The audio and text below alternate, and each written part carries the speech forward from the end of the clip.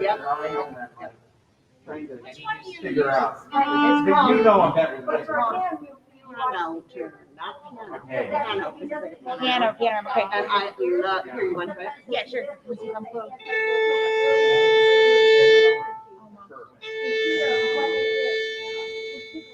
Wow. So you can see like it's right in the center when you're, when you're in the center of your note. Got it. And then it also gives you a number.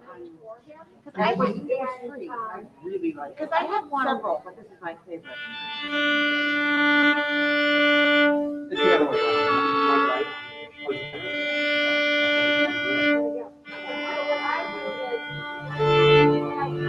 I always, my students, now that I'm trying to, like, this whole virtual time, I'm trying to get them to, like, you need to be somewhere, you need to work on this. And the one that I had always used, they stopped updating, so it wasn't accepted, it didn't run with the new.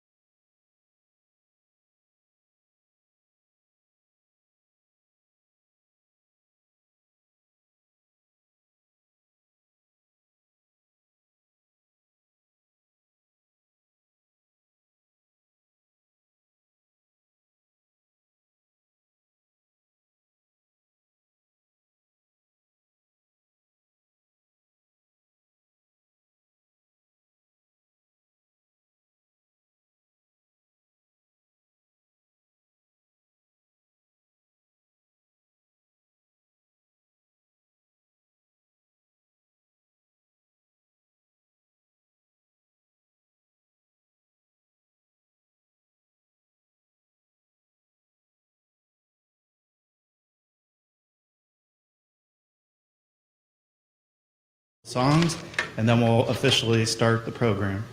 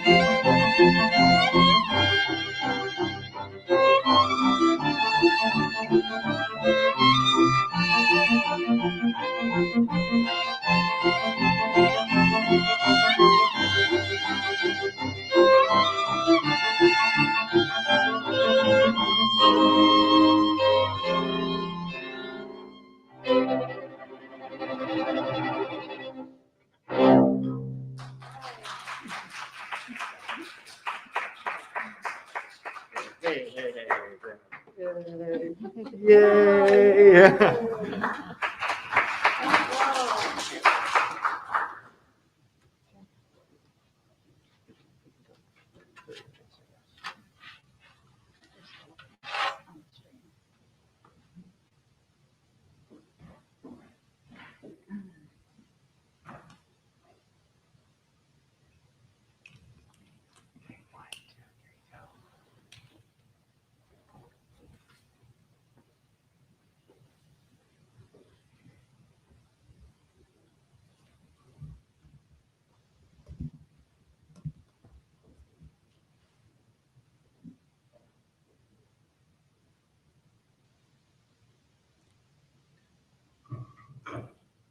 We are live. It is now 9:09, Monday, October 11th in New South Wales, Australia, 3:09 p.m. Sunday, October 10th in Seattle, Washington, and 6:09 Sunday, October 10th, right here in North Canton, Ohio, United States, on the campus of Walsh University. Hello, everyone. My name is Justin Allen Hayes, the founder of Voices for Voices. Good evening and welcome to all here in person and joining us virtually all across the world. I wanted to take the time to introduce myself and my story and share my vision for Voices as an organization, kicking off with this exciting event today. Just a heads up before I dive in, the subject matter of my speech is heavy and could be triggering to some. If you need to step out or take a break, feel free to do so and return in about 8 minutes. And now, let's do a quick mental health check-in. Raise hands, think to yourself, whatever you're comfortable with, who here has turned to Google in an attempt to find out why you feel continuously sad, anxious, or just off? I know I have. Who here has experienced themselves, has a loved one, or a patient or client who is struggling and doesn't know where to begin to feel okay again? The answer to these two questions are very telling. They're part of the reason why I felt it was very important to create an organization that advocates for mental health, so that anyone can use our platform to share their distinctive voice, find resources, and begin to thrive once again in their own lives.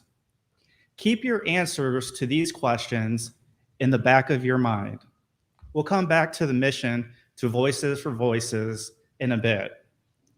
Today, I stand before you all at what may be considered the midpoint of my natural life here on Earth, which is 39 years and 10 months.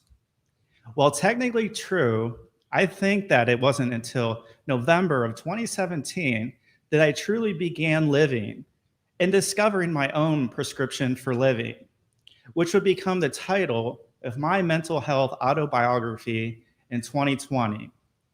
Let me explain. It was after midnight in the Akron General Hospital emergency room, where I was being faced with two terrifying options that would determine the outcome of the rest of my life. Option one, immediate release to face an uncertain future. the second I cleared those heavy glass doors of the hospital. Option 2, voluntarily admit myself into a psych ward for an unspecified length of time to begin the treatment for my newly diagnosed mental illnesses. Now, at this point, clearly everything had ballooned into a life-threatening time for me, which had only intensified to an overpowering level in the last few months, leading up to that dreaded day in November 2017. Until this moment, I was my own hero. I firmly believed that I could correct any situation that had gone awry and solve any problem. And yet, I was mentally paralyzed in a state of anxiety day in and day out. Panic attacks consumed me, transforming into catastrophizing and sleep deprivation. Google searches as a quick remedy that maybe if I read more and more online, I could fix myself. It's not so bad. Dr. Google can guide me. Drowning in tears, rumination, and seclusion, my wife was increasingly concerned for me while wondering what she did wrong to make me not want to be with her anymore. Spiraling, my fight or flight response was on high alert at all times. Even all of that, coupled with the history of alcohol abuse and an overdose on over-the-counter cold and cough pills, I still believed that I was in control. Now, this next experience I have not shared with many. When my wife and I were flying home from our honeymoon in Hawaii on the Honolulu to San Francisco leg, we were seated in one of the exit rows. At that time, I was so consumed with anxiety, an ongoing panic attack, months in the making, that my warped mind took me to a strange place. The idea formed that I should open the exit door on our 757 jet, some 40,000 feet above the Pacific Ocean, and let Jesus take the wheel. Thank God I did not open that door. And in that same warped mind, in November of 2017, I still could not figure out why I was being asked repeatedly if I'd ever thought about harming myself or others. The word scary is an understatement at this time in my life. I was surviving, but just barely. And still, my ego shone through and told me that I was F-I-N-E fine. But was I? That's what the professionals forced me to consider that night in the emergency room. That's when I woke up and realized that I don't have all the answers. And so that one time, I quieted my mind, my bullheadedness, my hardened heart, and even my ego, and I listened. In the stillness of the sterile room, after blacking out in the passenger seat of my dad's truck, a panicked 911 call, an ambulance ride earlier that night, I listened. Between my shallow breaths, everyone's steady eye on mine, I accepted that I was not ready to die. I accepted that I needed help, that I couldn't face this life alone in my own mind. So I chose the second option, to admit myself into the psych ward and begin treatment for major depression and generalized anxiety disorder. A brand new day was just over the horizon for me. I finally traded the management of my mental health from my hands, my brain, and Dr. Google with medical professionals who are educated, clinically trained, and licensed in all areas of mental health. Next, 3 things happened to me at the same time. First, I erased the stigma I wrongly carried inside as it related to mental health and mental illness. Second, I swallowed what pride I had left and accepted that I needed help. And three, I had to lean on those medical health professionals to guide me from the storm of a lifetime to calmer waters. Since November 2017, I started to do my part in eliminating the stigma of mental health and mental illness. I've persisted with the team approach to my mental health care, which includes standing psychiatrist and therapist meetings, daily medication, which I was terrified to have to do prior, and eating 3 meals per day as a foundation, as I had lost 30 plus pounds by November of 2017 by my poor nutrition and not a lack of food access. Now combine that with less screen time, daily gratitude, prioritization of sleep, feeding my spirit through faith, and spending more time and energy on my family and serving others. And now I'm finally thriving and at peace in my life. I now have full control, as much of full control a person could have. And that's no longer my ego or shame about mental illness talking here. I'm fulfilled. I've realized my strengths and take value in sharing my experiences with others to be the voice that they need to help open their eyes and see the light at the end of the dark, spiraling tunnel they may be facing behind the scenes. The mission of Voices for Voices is to help others share their voice, creating mental health awareness, and strive to mental health care that's both affordable and accessible for all. To help shift the stigma that mental health struggles and mental illnesses are something to be ashamed of and dealt with in private. Everyone deserves to have their voices heard. And this nonprofit organization is a safe place to share, inspire, dream, and thrive with others.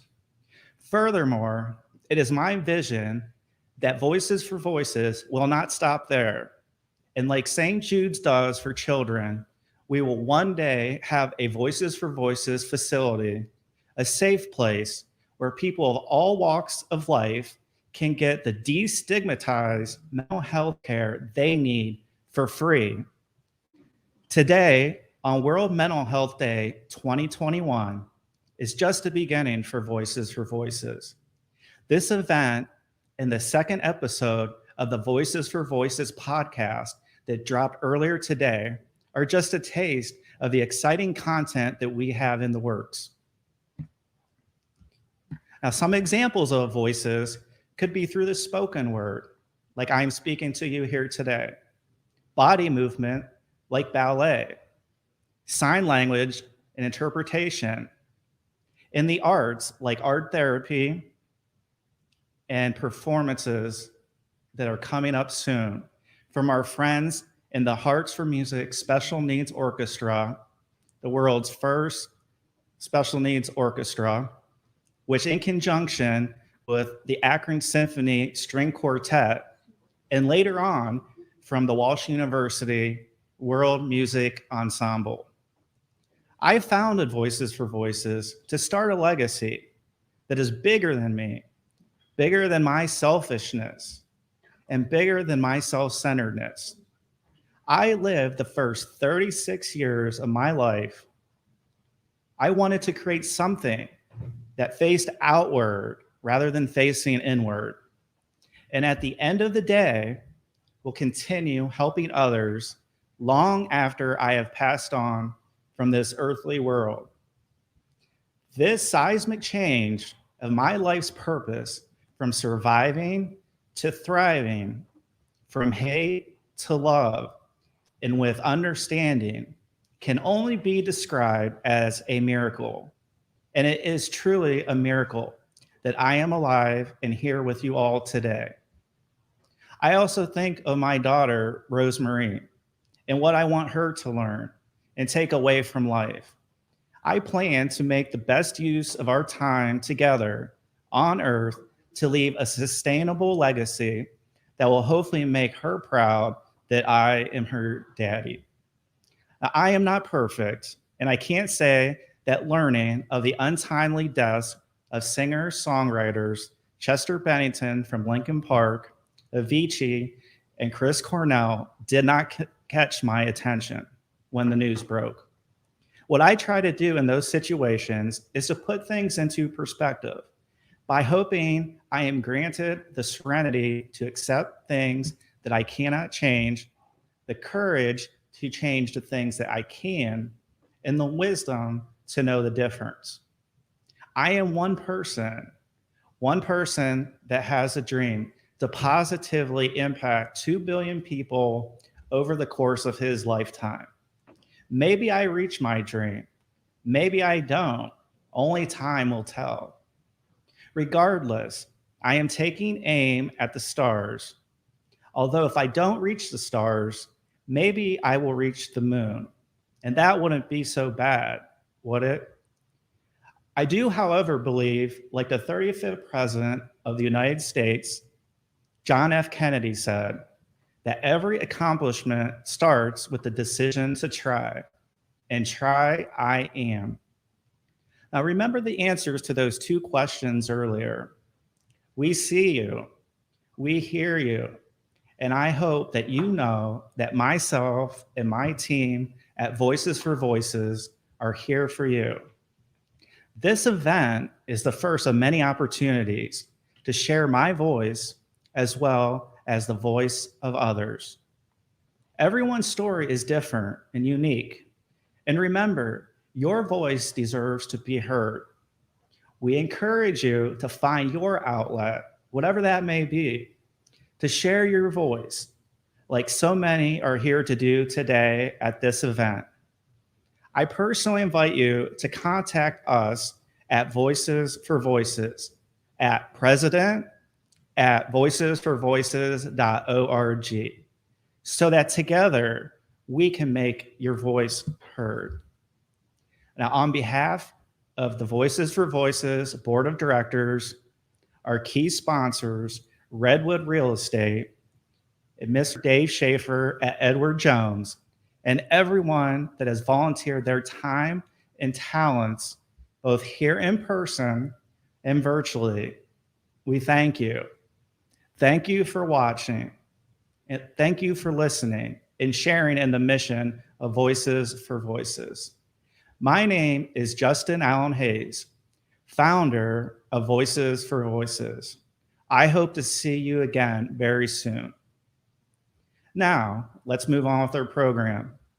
You can find our next speaker's work on Amazon, Audible, and Barnes & Noble with her debut book titled Life with My Idiot Family and her recently published I Love You So Much That children's book, and also in the Massachusetts law that was recently enacted to extend the statute of limitations, which is the time between which a crime has been committed and when charges are brought forth, like in her case, for victims of sexual abuse. Please welcome from Ludlow, Massachusetts, remotely, award-winning author, law-changing advocate, speaker, and survivor, Kathy Peart. Thank you, Justin, Yan, and all others who helped make this event a reality. I applaud all of you for attending this worthy event, whether you're here in Ohio or tuning in from another state. Thank you. I recall when Justin reached out to me through LinkedIn. It was about a year ago. And he said, I'm putting together a World Mental Health Day 2021 event. I don't know all the logistics.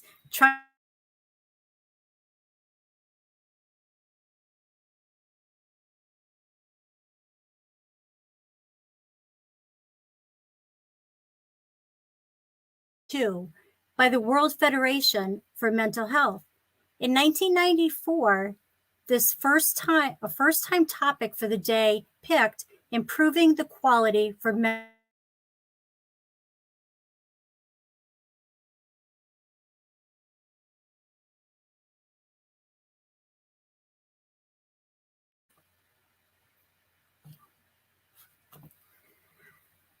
The 5 steps to mental well-being are: connect with other people, but with good relationships, both with family and friends. Be physically active. Take those much needed walks.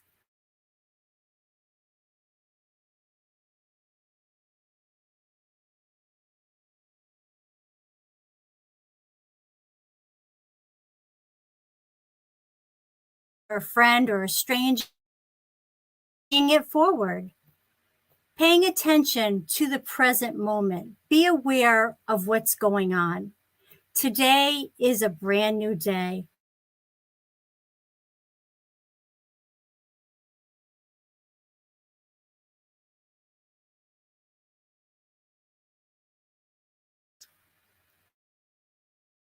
Not speak about for many reasons. Obviously, they are told not to. They're ashamed. They're going to get in trouble. A lot of them blame themselves. Why didn't I tell? Did I like it? I should have told sooner. You're getting that so-called love. You know, I had my abuser, my stepfather would always say, Kathy, I love you. And when you're a child, loved.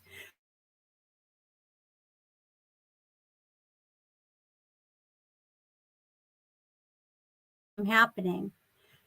I grew up in Springfield, Massachusetts.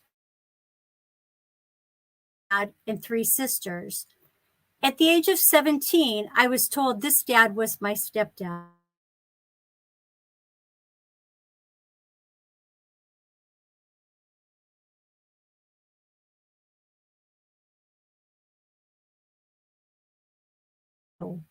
Including keep the dirty little secret, and I was told not to talk about it. Sure, it was very scary. There were hurtful times that many go through, even one being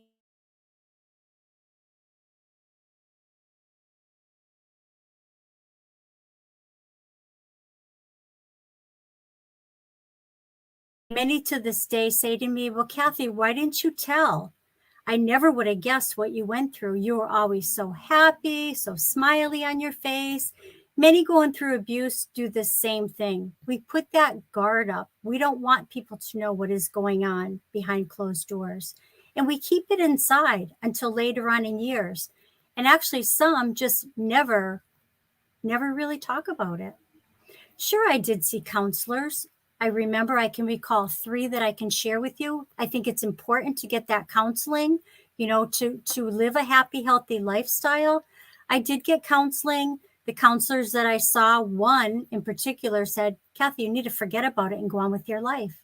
And that was really bad advice. But to me, I went on and I found another counselor. And it's hard to keep on telling your story, but that's what you need to do. You need to share your story, and whether it be with a counselor or with a friend or family member, that's very important for you to reach out and start sharing your story, not keeping it inside because it's not healthy.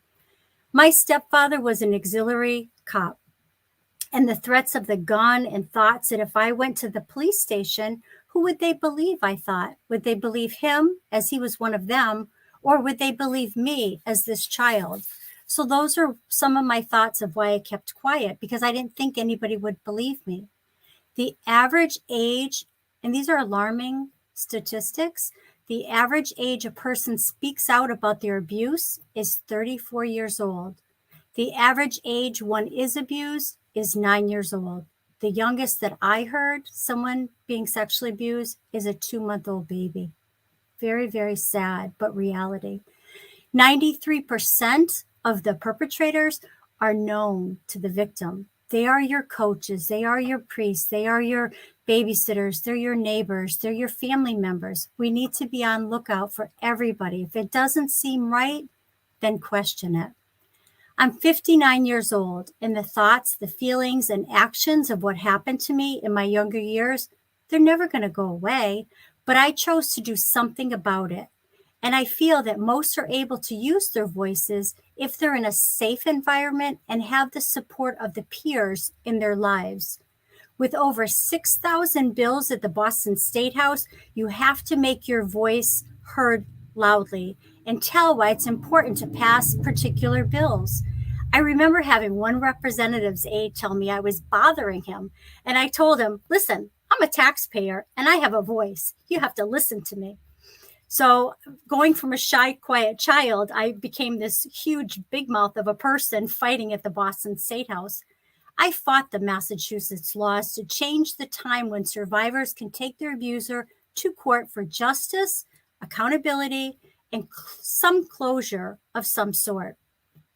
On June 26, 2014, the civil statute of limitations was increased from 21 years old to 53. It was a huge increase. For the civil statute of limitations, it's monetary. Although today not a penny was given to me, but it's not about the money. It was about justice being served. Also changes on the criminal statute of limitations, it was increased from the age of 31 to 43 years old on September 21st, 2006. For criminal cases, this involves jail time and the perpetrator having to register as a sex offender. My perpetrator didn't have to do any jail time, nor did he have to register as a sex offender. I was the first case in Mass to have my 4-day jury trial in Springfield, Mass on November 2nd, 2015. Right before my jury trial started, my doctor's office called to tell me that I had a brain tumor. I am very, very fortunate that I did get this operated on and it has not come back.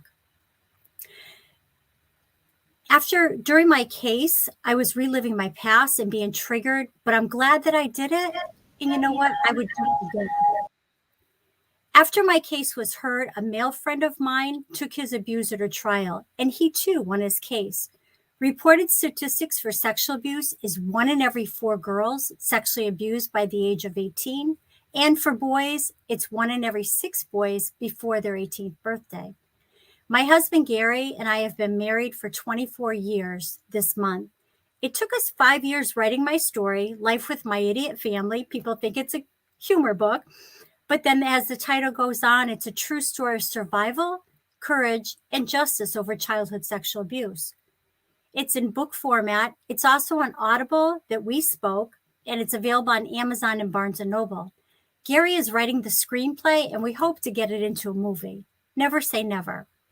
On August 4th, I'm honored to say that I wrote a children's book because we really need to protect the kids as soon as they're able to talk. And the book is called I Love You So Much That. It was published, illustrator D. Louise Nicholson, again available on Amazon and Barnes & Noble. It's a book to teach our young ones how to be safer and told that they are loved.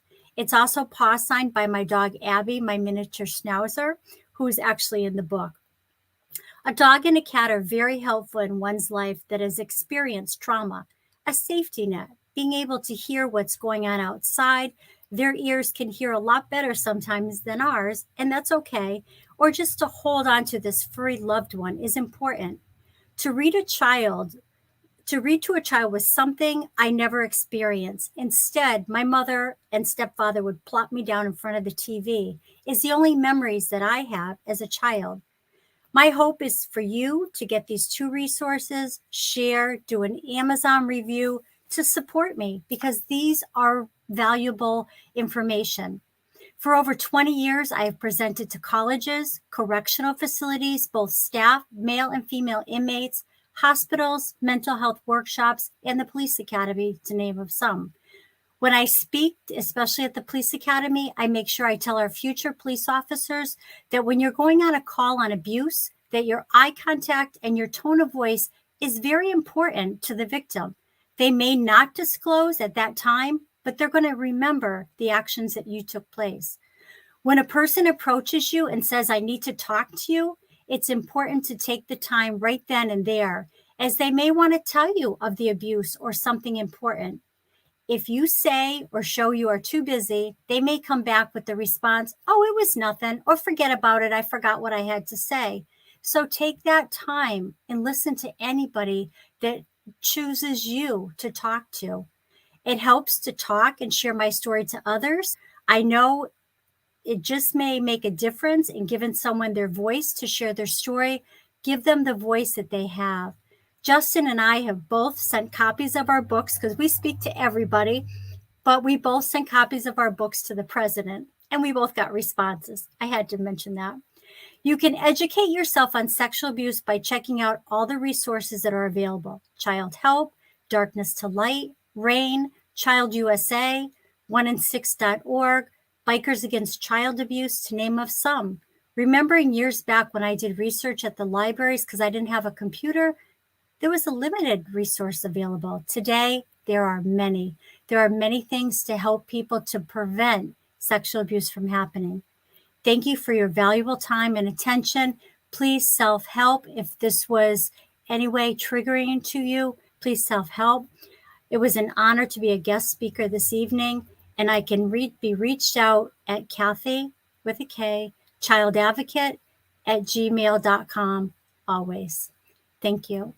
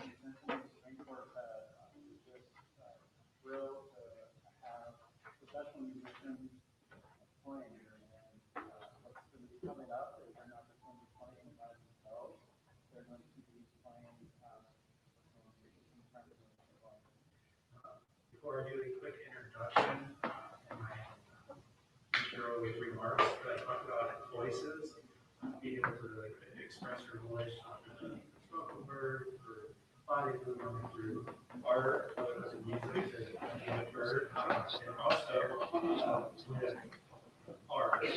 So art therapy is also a way for individuals to express themselves. This piece was brought to us from art therapist Renette Locke here located in Canada. So, like I said, we want to be advocates for all ways of sharing your voice, whatever that may be, and whatever makes you comfortable.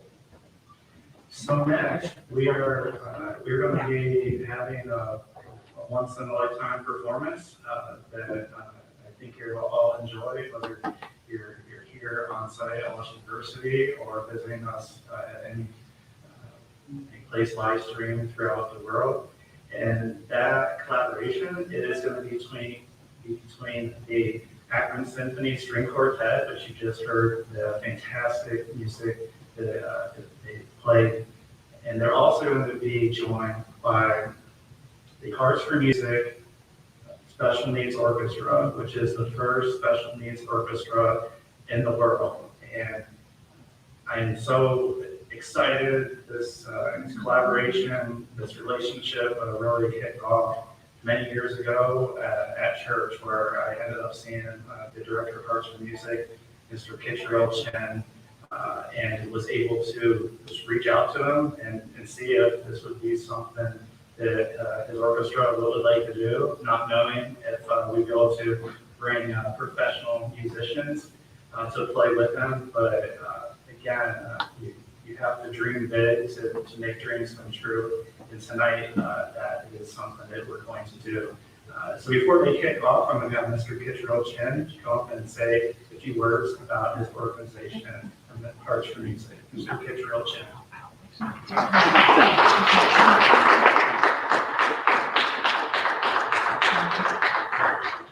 Everyone, peace be with you. It is such a joy to be here with all of you and sharing this with you live stream everywhere around the world.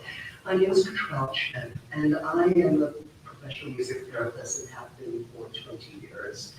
And in the beginning of my clinical professional practice, I was appointed by parents who wanted something more for the children. A lot of the children could not enter the regular band route, or they couldn't manipulate an instrument, or if they did, they were told they were too slow, they were not keeping up the group, and it was driving the rest of the group crazy. And so consequently, a lot of them felt isolated, and there wasn't really anything that they could participate together as an ensemble. So right now you have groups, for example, like Autism, Downs, and they still have their separate activities that they're in with. And what I wanted was something that could combine truly all disabilities under one roof. It didn't matter if they were missing toes, missing fingers, if they had ADHD, if they had autism, Downs. I wanted something that could truly bring everyone under one roof. And so I came up with the idea for Hearts for Music, which is the world's first special needs digital orchestra. And the kids play simplified orchestral arrangements ranging from Broadway to popular cultural to classical. And they played on a variety of iPads, keyboards, and as you'll see in this instance, we got Michael Christensen on bass. So it's whatever floats their boat. But the joy of it is seeing their light up their faces as they perform together in a group, and they don't even have to speak. So I got children and adults who are nonverbal, who have all kinds of disabilities, and they all perform with one love for music. And the goal of my organization is love.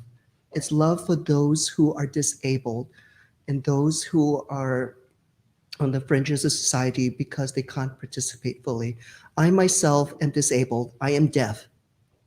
Actually half deaf, completely deaf in the left ear and functioning right ear, and I am still managed to be the professional keyboardist for a wonderful Trans-Siberian Orchestra tribute group called First Snow, located in Northeast Ohio. And we have 3 shows that are coming up in October and November. And so I've been privileged to be the keyboardist for the past, 5 years or so. And so it's been a blessing. And for me, I hope to show and inspire the kids that even with disabilities such as mine, with ADHD or deafness, or I'm just plain crazy sometimes, that it's possible to have a wonderful, blessed life with music.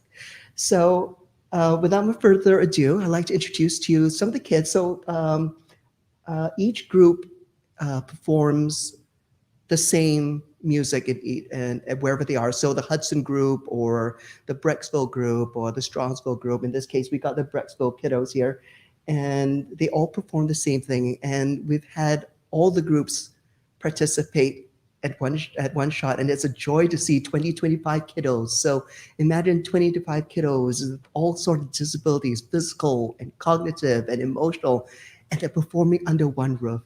And we did that 2 years ago at the Cleveland airport, and that was such a joy, and we hope to do it again. So here to perform for you is Michael Christensen on bass guitar. And to his left, we have Jessica Novak. Yay. And to her left, we have Abigail Seagal. And we have Jennifer Christensen and Mark Christensen on their left representative. And last but not least, we have Aaron Broadstreet. Yes. So we are so pleased that the Akron Symphony Quartet is joining us to play in this collaborative event. And they are certainly brave to be with us. And it's our hope that we can play with the entire orchestra someday. So sit back, relax, enjoy the beautiful music that they play. And I tell the kids, it's not the mistakes that they make, it's how they play with their hearts. And that's why we're called Hearts for Music. God bless you all. Enjoy the performance.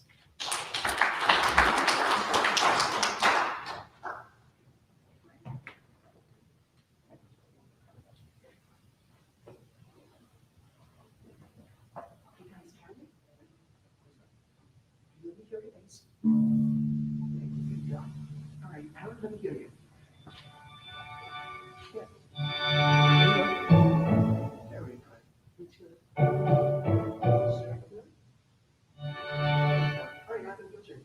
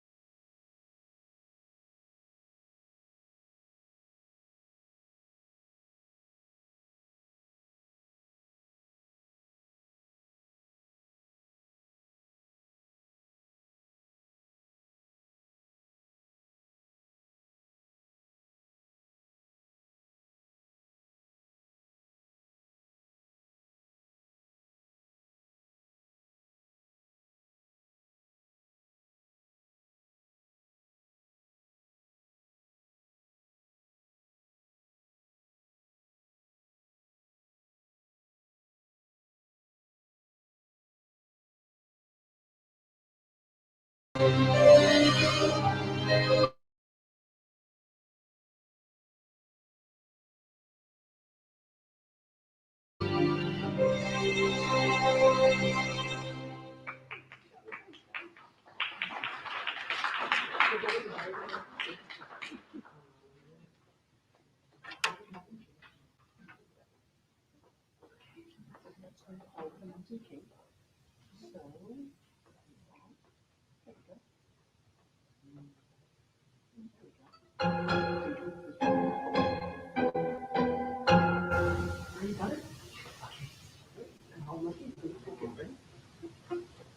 ready?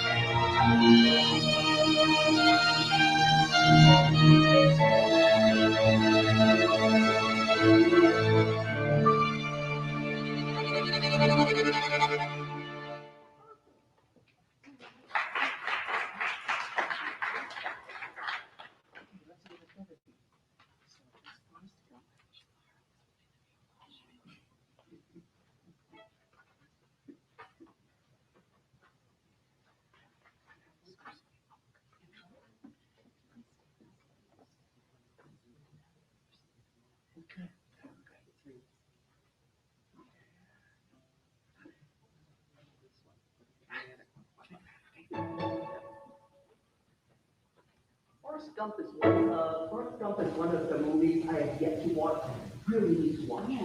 Oh, yeah. Okay, you ready? Okay.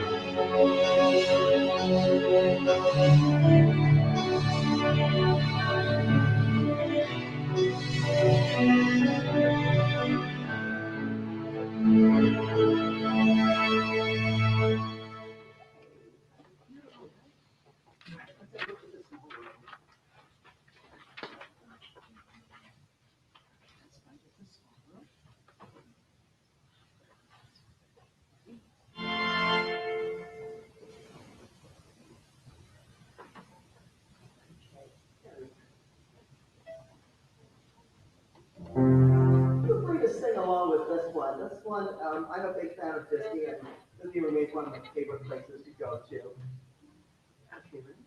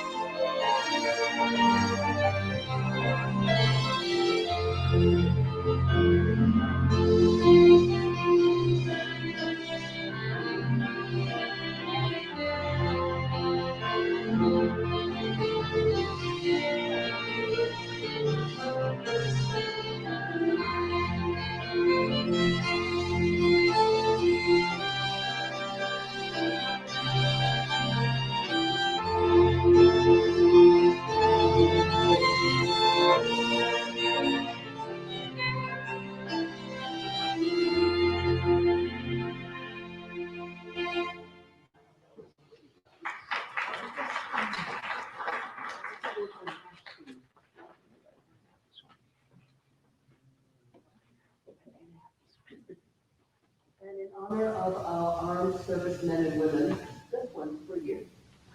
Okay, ready? Starting with A.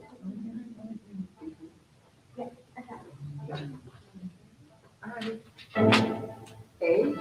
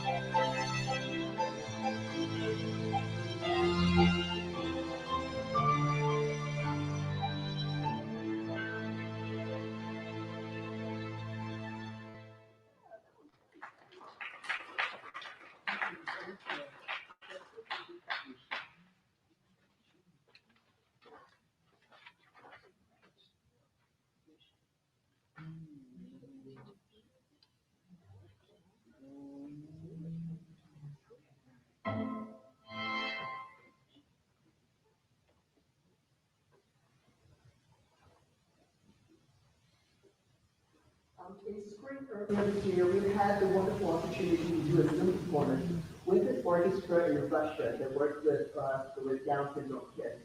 And we played this one, and it was wonderful because they know the words far better than we do. It was so neat to see them dancing and clapping on the other side of the screen to the song, which is Katyusha.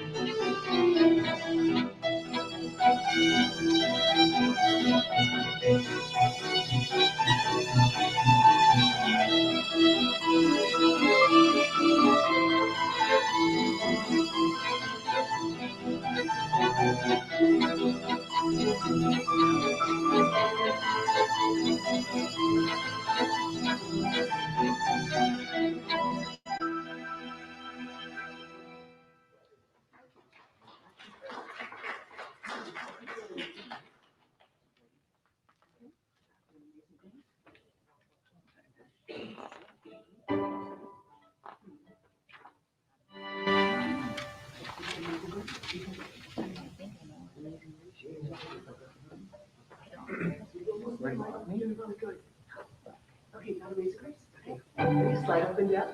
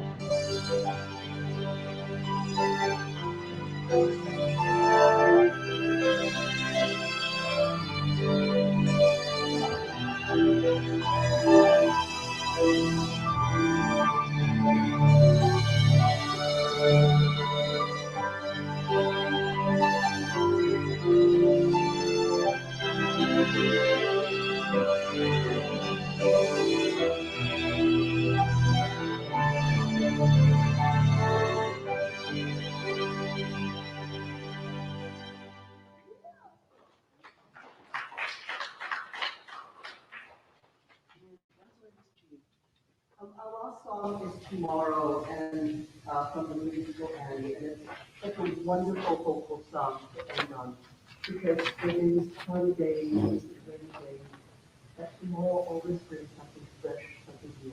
If you ever notice after a thunderstorm, the air just smells so clean, so fresh.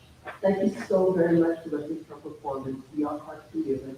We are also a 501c3 nonprofit organization, so feel free to donate whatever you like, $1 to $5, 1 million, anybody? But we're so pleased to be here and to give you this joy. Thank you again for supporting the kids and for supporting Justin's endeavor for support. It's such a privilege and a blessing to be part of this event. God bless you all. Okay, ready?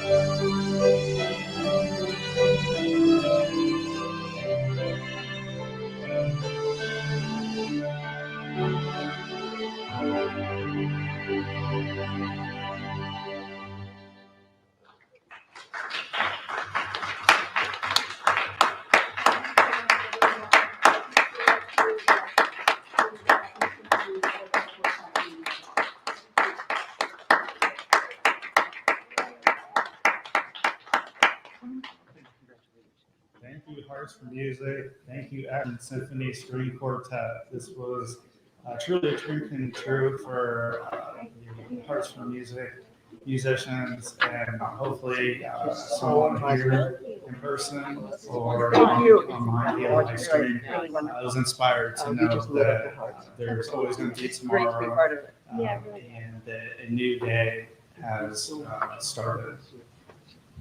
Next, we are privileged to be joined by Amy Mesore. She is going to be speaking via live stream, and she is going to be talking through her story, her mental health experiences, challenges she has been through, and I think it's going to be very helpful, especially for college age individuals as well as anybody.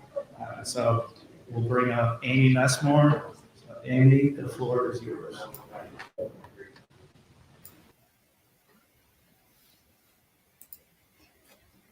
right. Hello. Before I start, I want to thank two people, Mr. Chin and Mr. Hayes. Without them, I would not be speaking tonight, so I want to give a big thank you to them tonight. And okay, I'm gonna share my story with you. So to start, I'm gonna talk a little bit about my journey, and that started when I was in elementary school. So when I was in elementary school, I was a very shy student that got mostly A's and a couple B's. I struggled with math, but excelled in English. Because of this, I had teachers who did not understand how to teach a child that was excelled in one area and far behind in another. I would also get made fun of for being not as smart. In third grade, I was diagnosed with dyscalculia, which is a math disability that not many people knew about at the time.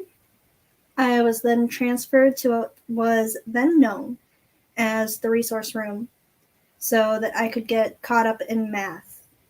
I had a wonderful teacher who did catch me up in math, and by 6th grade, I was out of the resource room taking math classes with support and on an IEP. I found out the year I started 8th grade that I would be moving school districts to be at a private school in Akron. I was going to go to St. Vincent St. Mary. I was sad and nervous, but when 8th grade graduation came, I couldn't be more happy to leave. High school was a lot harder, though, than I thought. I wasn't making friends as fast as I wanted to, and the people who were my friends were more the fair weather type. I was also used to getting A's and B's, but the private school that I was now going to was on a different grading scale, so my B's turned to C's and my A's turned to B's. So I was starting to think, why bother? And come home from school and nap instead of study for my next test. I went from loving school to hating school and dreading every day I had to go. The anxiety and depression of the pressure of classes and social life was a lot. My senior year, I ended up catching mononucleosis and missed a month of school. I had a lot of work to catch up on, especially math. I graduated and felt even happier to get out of high school than I did in middle school. I was burnt out. After my senior year, I still felt like I had mono. I was tired all the time and just wanted to sleep. I would sleep for very long periods during the day and then sleep at night. I saw a doctor and she prescribed me antidepressants that was new on the market and hadn't been out very long. I tried it for a little bit and ended up feeling much worse. While I was on this medication, I could barely move. I was so tired. I was having dissociations from the medication, and I could not sleep. I had to go to the emergency room at one point, and I don't remember much of what happened. I do remember feeling very anxious and having 5 to 6 doctors come in and talk to me. I was taken off of that antidepressant and put on another one that was on the market for a number of years, and I got referred to a psychiatrist to handle my medications. That winter, my doctor did a routine blood test and found out that I have Hashimoto's, which is a genetic form of hypothyroidism. I switched doctors in January. I also started my first semester of college in January, and I was ecstatic, even though I had no clue what I wanted to do. I entered as a non-major and explored my options for my first couple semesters. I then decided that I wanted to go into teaching. I was going to have to face an old nemesis, math. I had to take 3 basic math classes to catch up if I wanted to take the math for education, and I took basic math 2 and 3 twice. That extended me 1 whole semester, or I would have graduated in 4 years. But I passed the math I needed in order to take the math I needed for my major, and I passed those too. The semester after I passed my math class, I started getting really bad anxiety. I was supposed to fly somewhere, but was all of a sudden afraid of flying. I was also terrified of driving out of nowhere. The littlest things that I did every day were terrifying me, and I didn't know why, and I would spend all day crying. At this time, I found another doctor, and they recommended me to a psychiatrist for anxiety, and the psychiatrist would also handle my depression medication. I also realized that I was not taking enough time to do things for myself. Everything that I was doing was school-related or sleeping, and not taking enough time for myself. I realized the importance of self-care and making time for myself, exercising, taking baths, and writing in a journal became habits. Why am I saying this, and why is this important? According to the CDC, 7.1% of children aged 3 to 17 years, which is approximately 4.4 million, have diagnosed anxiety, and 3.2% of children aged 3 to 17 years, which is approximately 1.9 million, have diagnosed depression. I want young people like myself to realize that they are not alone and that they are the only ones going through what they are going through. I encourage young people to reach out and seek help, even if it is hard, because we all matter. Now, within the past couple years, nothing major has happened with my mental health, and I'm so blessed I can say that. It's been a struggle, but I'm glad that I can be in a place where I can say my experiences, where I can share my experience and help others as well.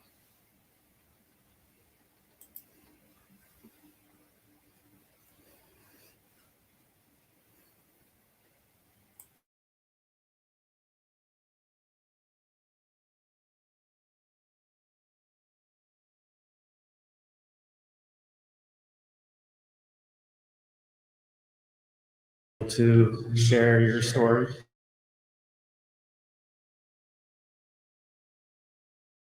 We thank you. Coming up next, we are lucky to have the Frank Pomada. He's coming to us from New York, and he's actually, he postponed his anniversary trip with his wife to come to us tonight. So instead of them being able to go over this weekend, they're going to be leaving tomorrow. Frank, again, is a great person, a person that really resonates with those that he talks to and talks with. His mental health experience is, again, I mean, all these speakers are very powerful, but he will get into some more of the darker side of suicide and going through those processes, that the experiences he went through, and coming out on the other side with his brand new day. So we'll kick it over to Frank Pomada. Thank you for joining us.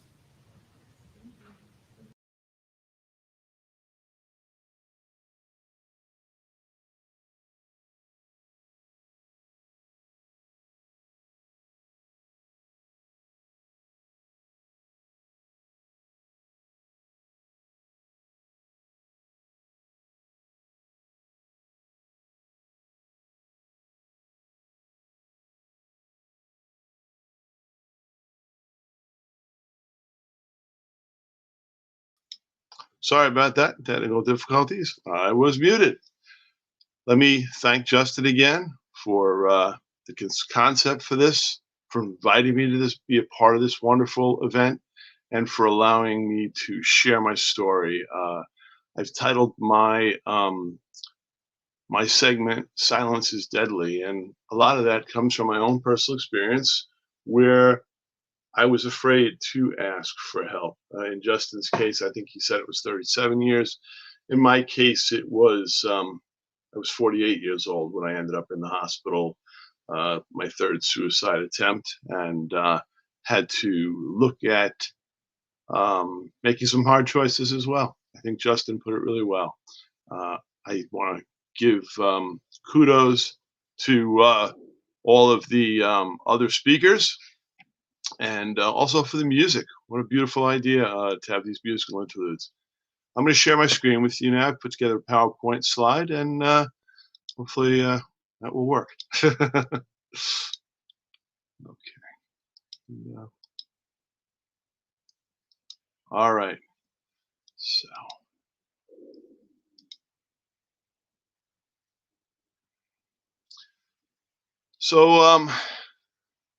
I've told you my name's Frank, and I really could be anybody. You know, your neighbor, your boss, your son, your brother, etc. I've put it here on the slide. And I'm a suicide survivor. Over time, I came to accept my mental illness rather than running from it. And so that's what brings me here, in a way, is the idea of trying to take my experience and use it in a positive way, to help others. So again, Justin, thanks for having me be a part of this, and I hope that those of you listening will gain something from it, and look forward to any questions that might come up. So, back when I was growing up, yeah, silence basically ruled the day. For some folks who might be in my age cohort, people were afraid to utter the word cancer. They'd whisper it for fear that somehow saying the word was going to spread it. Well, the same was the case with any kind of mental illness. We basically shut folks away in asylums, mental institutions, what have you, I guess for our own comfort. And so we didn't see them because really until I think the late 60s, early 70s, there were no effective treatments. Lithium's coming along, but the conditions were horrific, and those were exposed in a documentary that Geraldo Rivera, journalist at the time, went into a facility on Staten Island by the name of Willowbrook. And that was a watershed kind of an event where people kind of really got an awakening, the public, of what it was. Anyway, I watched my grandmother and then my father, who had what was then called manic depression or bipolar. And I remember having a lot of fear, like, wow, maybe I'm going to become like that.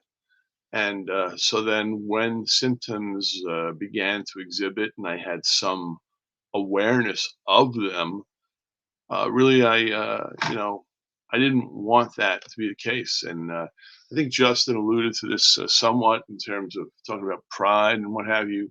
I think being a male in our culture, we're socialized to be stoic and we should have all the answers and suffer in silence and walk it off, all of those types of things. We're not supposed to show weakness or vulnerability. So denial became my friend.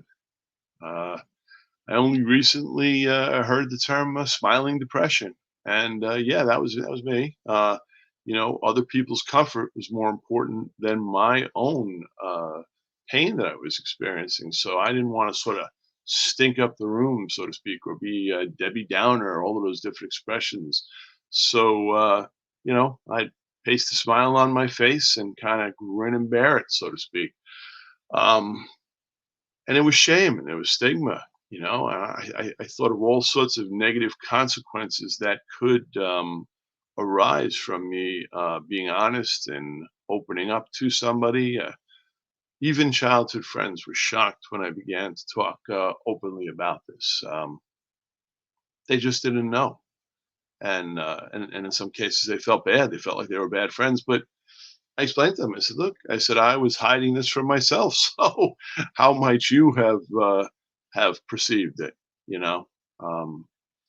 So I decided to change that dynamic, but really, I still was trapped for a while, and I tried to take my life not once, not twice, but 3 times. Uh, Finally, on that third attempt in the hospital, my wife found me, saved my life. I think Justin said earlier, we're celebrating our 20th anniversary on October 13th, and I'm very lucky to have someone like her. She happens to be a nurse. I felt safe disclosing to her when we met before we were married that I had a mental illness and the nature of it, and she was okay with that, and it felt safe, and I put my faith in her, and thankfully she was there for me. And in the hospital, she and my mother were the ones who convinced me to acknowledge what was going on. I voluntarily checked myself into that psych ward, and I came to a realization that if I didn't take suicide seriously, it was going to take me seriously. And while I was in the psych ward, there were some important lessons there. Basically, the takeaway for me was silence is deadly. I'm going to repeat it because it's so important. Silence is deadly. We need to normalize these conversations like we're having today, not just on World Mental Health Day or in forums that are specific to that, but in the workplace, in schools. There are a lot of kids who are hurting right now with the pandemic. That's affected them. We might not think it, they might not show it or exhibit it in the same way as an adult is, but yeah, they're feeling all the dislocation that our society is going on. They're absorbing the vibes of all the political divisions and the things that they hear mommy and daddy talking about, or they see images on the news. I've got a 9-year-old grandson, and he talks to me about some of these things, and it's very clear that these things affect him, the emotional tone and tenor around him, and I try to make it safe for him to talk about whatever's on his mind, and I tell him, hey, it's okay for guys to cry, he was upset about something recently. So what we really have to do is make it safe for folks like myself and others who are in pain or need help to ask for help. And that's the important thing here. Because if we don't, we're not going to be here. And if I can save one life by telling my story, as embarrassing as some of these details might be, then that's what I want to do. So I had to make a transition first, though, from being a mental health denier, because I spent 48 years in the shadows, denying this stuff. And so this was not going to be an overnight thing for me running from this whole piece of my identity to embracing it and whatnot. But after the psych ward stay, there were a lot of things I really was dead set against, and yet I had to allow myself to be helped and to try a new way, because what I was doing before was obviously not working. So I agreed to try medication. I sought out a therapist. I even did research and sought out one that I thought the modality, cognitive behavioral therapy in my case, or CBT for those of you who know the lingo, would be most helpful to me. And I was very, very lucky. I found someone right in my hometown. But that was after 26 calls, mind you. We have a great shortage of mental health providers, so there's some work that needs to be done there. And then also, too, we need to diversify the cultural representation of those mental health providers, so people can perhaps find someone who they feel comfortable relating to, who might have shared experience with them coming from a similar background. Now, my therapist, on my first visit with her, asked me to do something very scary for me. When you've been hiding for so long, somebody asking you to keep a journal and write down your deepest and darkest fears or thoughts, and then share it with them, even though it's private and whatnot, scared the heck out of me. In fact, she told me, well, you could make your first entry, Hillary wants me to keep a journal and I don't want to. Well, guess what my first entry was? Hillary wants me to keep a journal and I don't want to.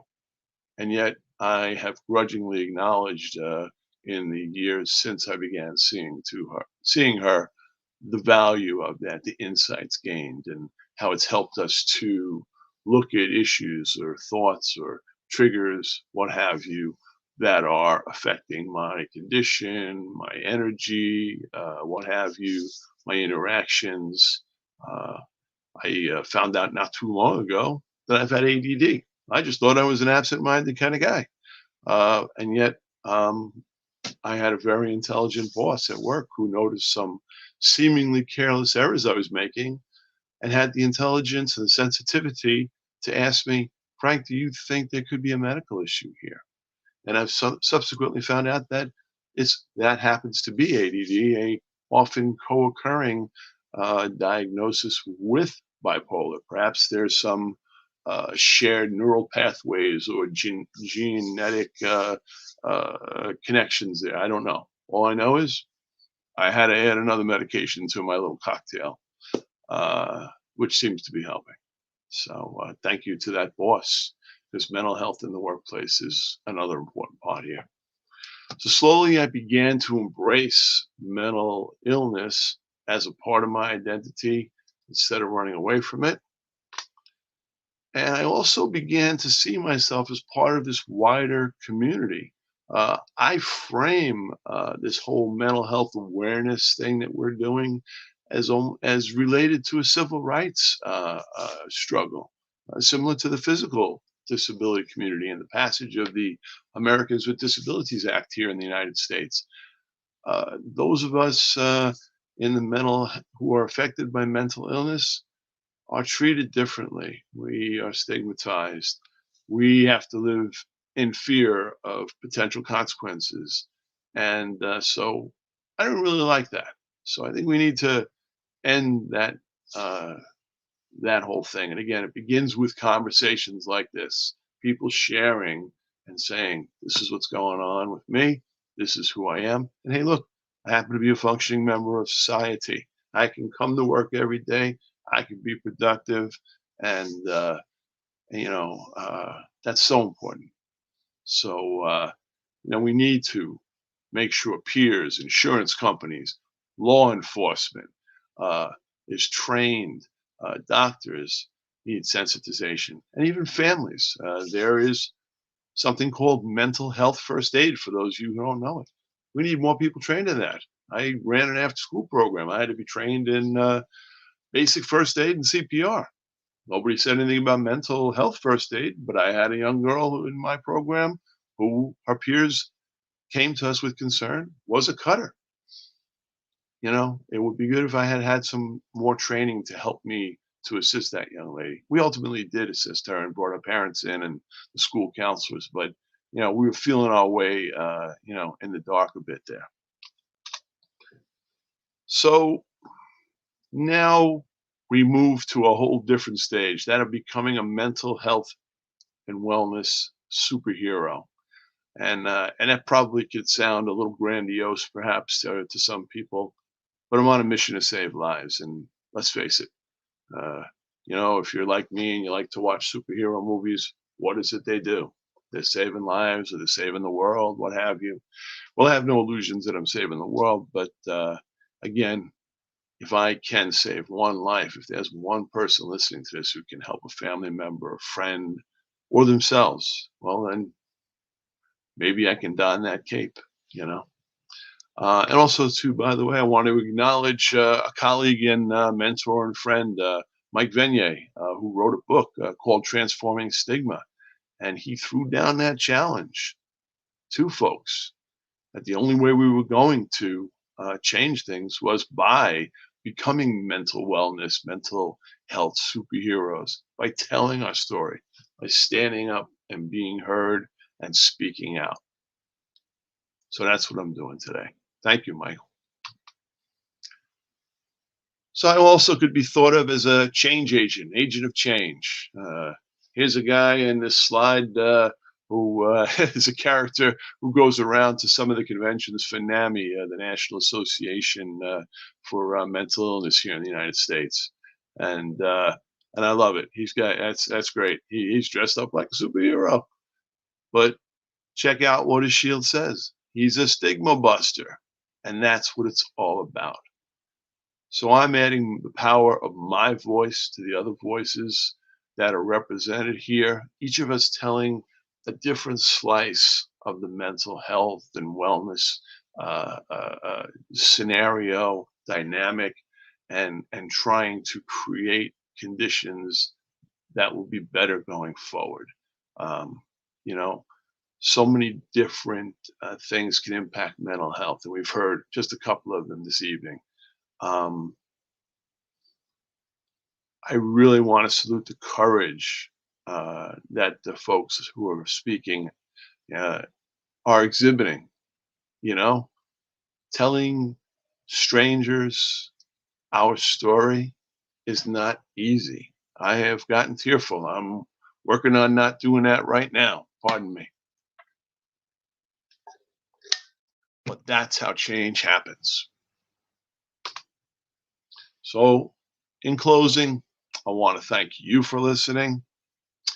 I want to acknowledge, as I had, the other speakers for their courage, for confronting whatever monster it was for them, some traumatizing experience, what have you. Really, the key, though, is facing that monster, and that's the key that's going to let us out of that cage and that prison that we create for ourselves, and create a brand new day, and adding our voice to other voices. Justin's vision is a beautiful one, and I want it to come true. By breaking my silence and asking for help, that was the key to me having a brand new day, being here to tell my story. So thank you again for listening. And Justin, thank you again.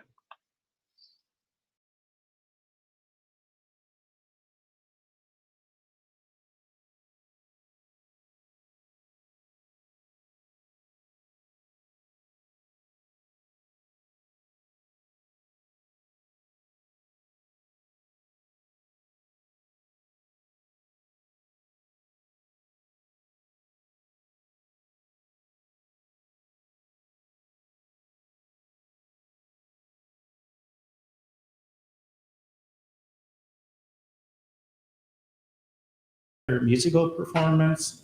It is going to take place from the Walsh University World Music Ensemble. Each instrument that the musicians play will be represented from a different part of the world, different country. And that really is the theme here. It's not only World Mental Health Day, but Voices for Voices is truly reaching across the globe. And so having these performers that are going to be coming up with the cause and how they're going to be performing with instruments from across the world is really awesome, and something that very, very happy to be able to bring that together. So we have the second half of the program that is coming up, and with that, the Walsh Music Ensemble group, they are going to be performing. But while they're getting set up and our camera is getting moved around in a better position for the performance, I want to give a big thank you and shout out for our sign language interpreters that they're doing a rotation because of the length of our event. They come to us from, for those via live stream, from a local university, Kent State University, and this performance, this event, for them to be here, they're able to help fulfill some of their service hours towards class in their degree. And so I'm very happy that they were able to come and join us. And it just, again, another element we wanted to add for those out there that may be deaf, may be see a little bit differently, have a different challenge. So it's just awesome to be able to add that dimension to this year's program, which we will continue to add as we move forward. Because again, we want to include as many groups, types, individuals, everybody, and having sign language interpretation is one of those groups and one of those areas that we are able to include. So very, very happy to have them with us this evening. So you'll see them rotating throughout the night next to me on the screen via live stream. And then right before we get into the performance, I wanted to thank everybody again, all the volunteers, both here in person and via live stream. We have Apex Communications. They're providing our tech.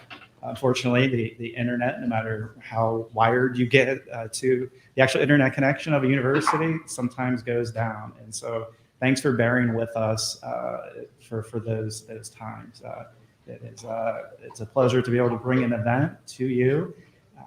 But sometimes there are challenges that come up, and then we're just going to continue to roll it with it. So I wanted to thank them as well.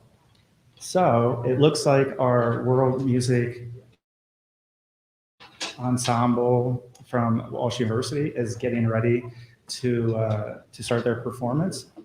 Mr. Robley is the director of this group, and he is going to come up and speak about the instruments, the pieces of music that they're going to be playing, to give a little context, which I think is very important than to just have music being played. So that's an important aspect. So whenever Mr. Robley, if you're ready, if you want to come up and kick off a little bit of background about the group, and we will jump into the musical performance after that.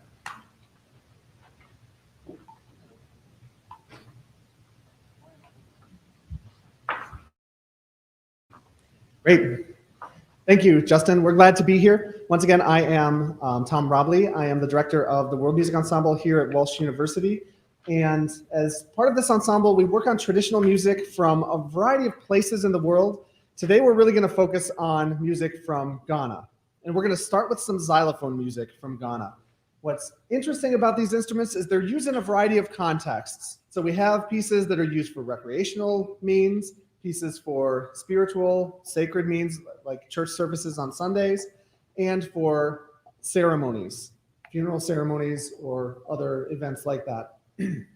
The instrument is known for its vibrating sound. It's quite a bit different than instruments we're used to hearing in ensembles in the Western world. Typically, we don't want anything vibrating. We don't want anything buzzing. We want that pure sound. We want that pure context for everything else, so we can really hear the musical notes. But here, this instrument has a specific buzzing sound that's intentional, and it comes from the gourds underneath the xylophone. So if I could ask, Rochelle, would you be willing to stand up with your xylophone?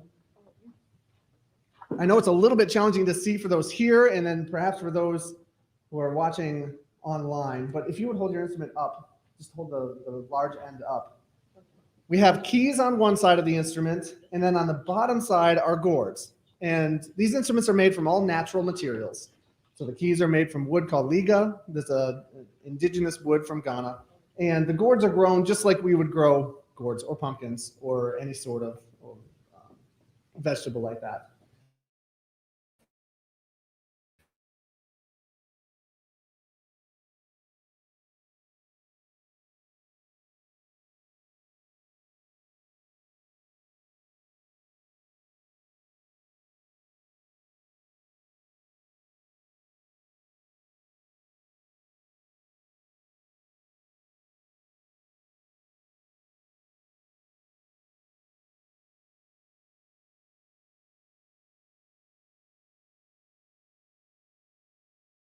And collect that, make a paste out of it, and then paste it over the holes in the gourd to give that vibrating sound.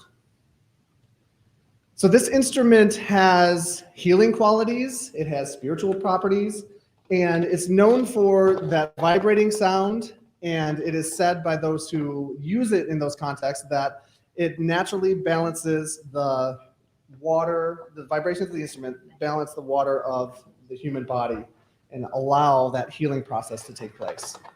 The first piece we're going to play is called Namwin Urta. It is a piece in the Barbanais style, which is the sacred style. And you'll hear several different parts in this music. We start with the lower part. It's providing a melody, providing a foundation. We would think of that in Western context, more of a bass line. And then on top of that, we have what's called the song. And to us, something we'd pick out more as a melody. So we hope you enjoy this first piece.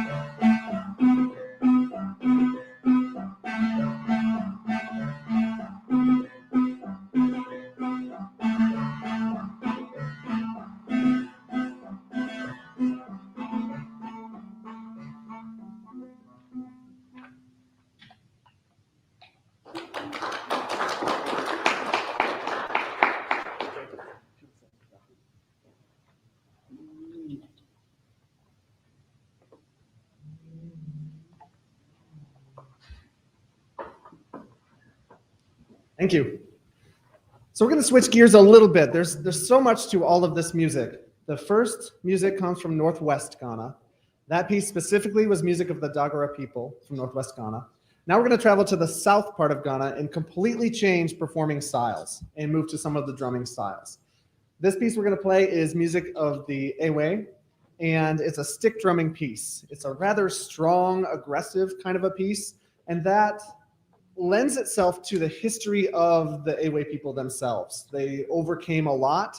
They struggled throughout their history, and they pride themselves on having worked through that and overcome those challenges, those obstacles.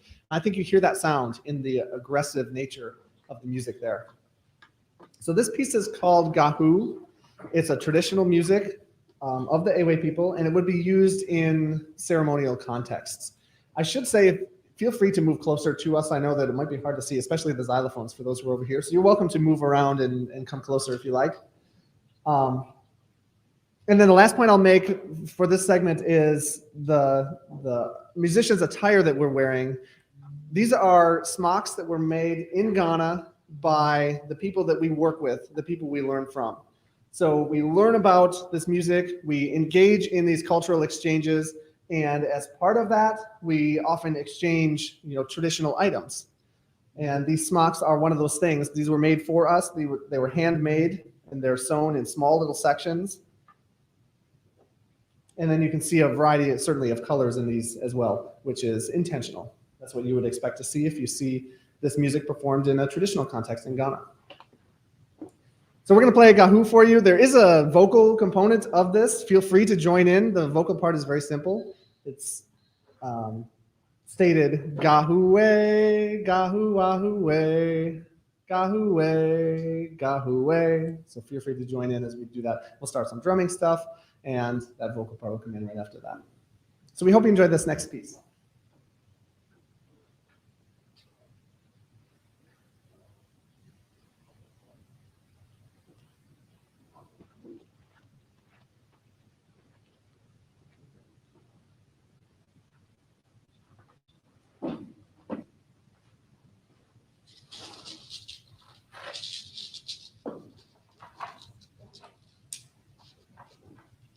We're going to ask Victoria to join us on the rattle part here for this piece.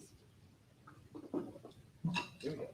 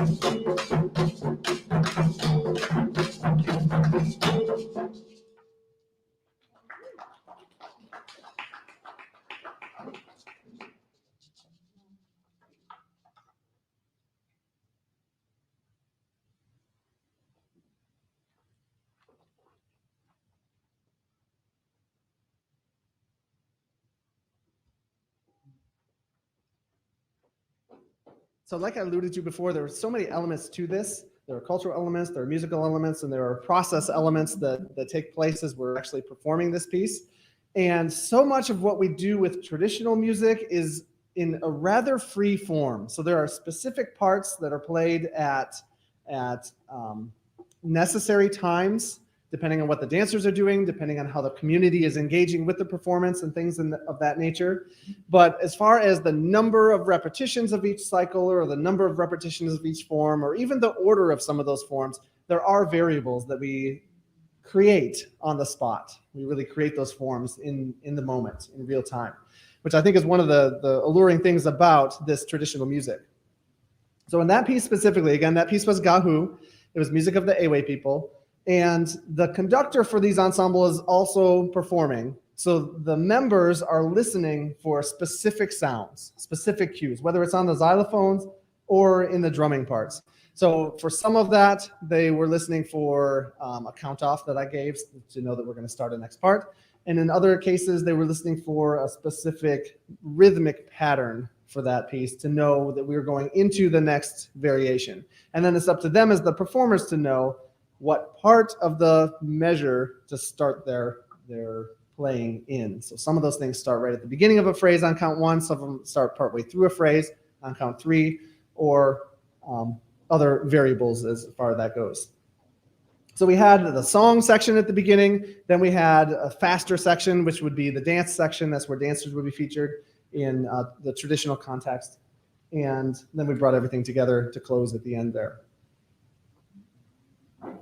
Great. So we'll be back again later in this segment. We have some more xylophone pieces to play and some more drumming pieces. There's some more audience participation, so you can feel free to join in with that as we get to that point.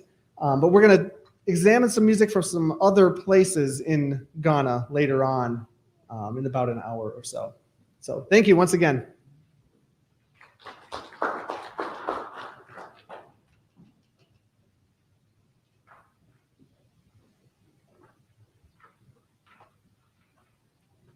Thank you, Mr. Robley. Thank you, Walsh World Music Ensemble, for joining us tonight. Definitely a great look at music we don't hear every day. Coming up is Dr. Rosina Lakani. She has a #1 bestseller book named Stress to Joy.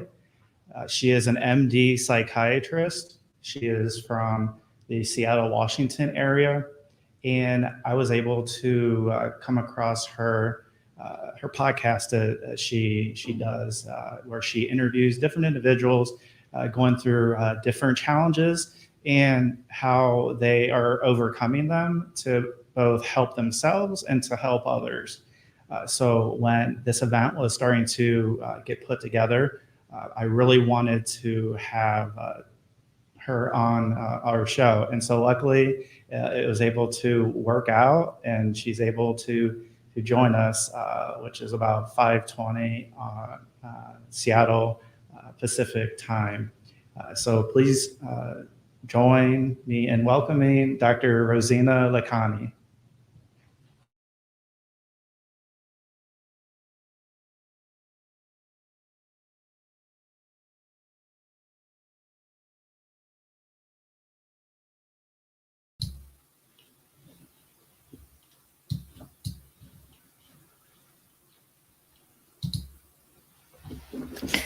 Thank you so much, Justin. I am so happy and grateful with you all today. And let me start with the story of two kids. So one kid was, so these two kids were diagnosed with terminal cancer. They were in the hospital, and they were asked to draw the relationship of themselves with their cancer. Okay, so there was one kid who drew this big monster. He filled the whole page, and there was a little teeny mini stick figure in the corner, and he said, "This is my cancer, and this is me." Now, this other kid who also had terminal cancer, and so he drew a target and a person standing shooting arrows on the target. And he said that this target is my cancer and this is me.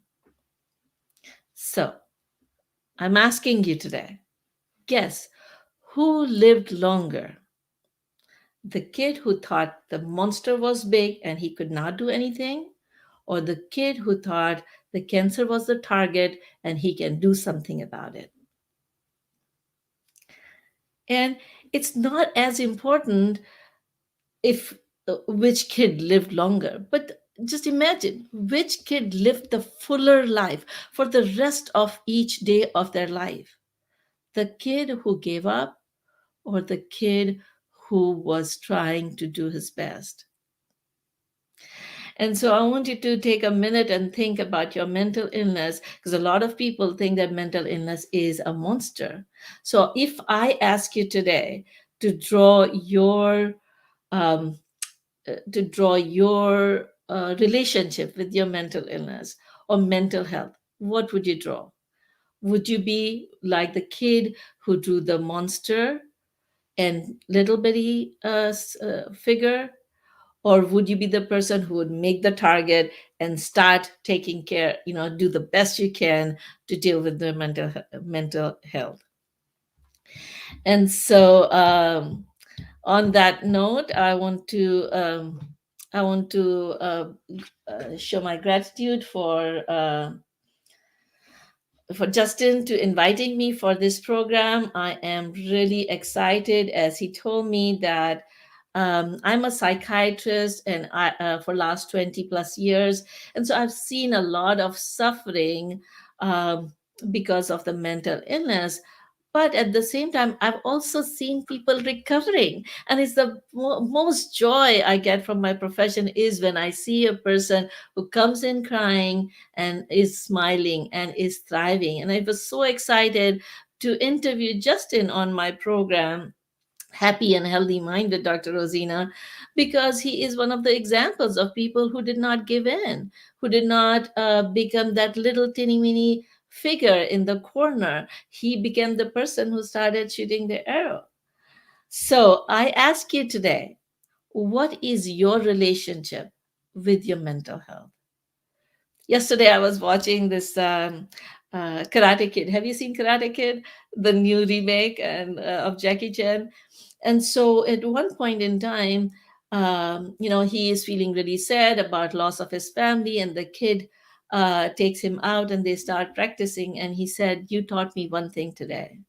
And that one thing is, when life knocks you down, it's your choice to get up.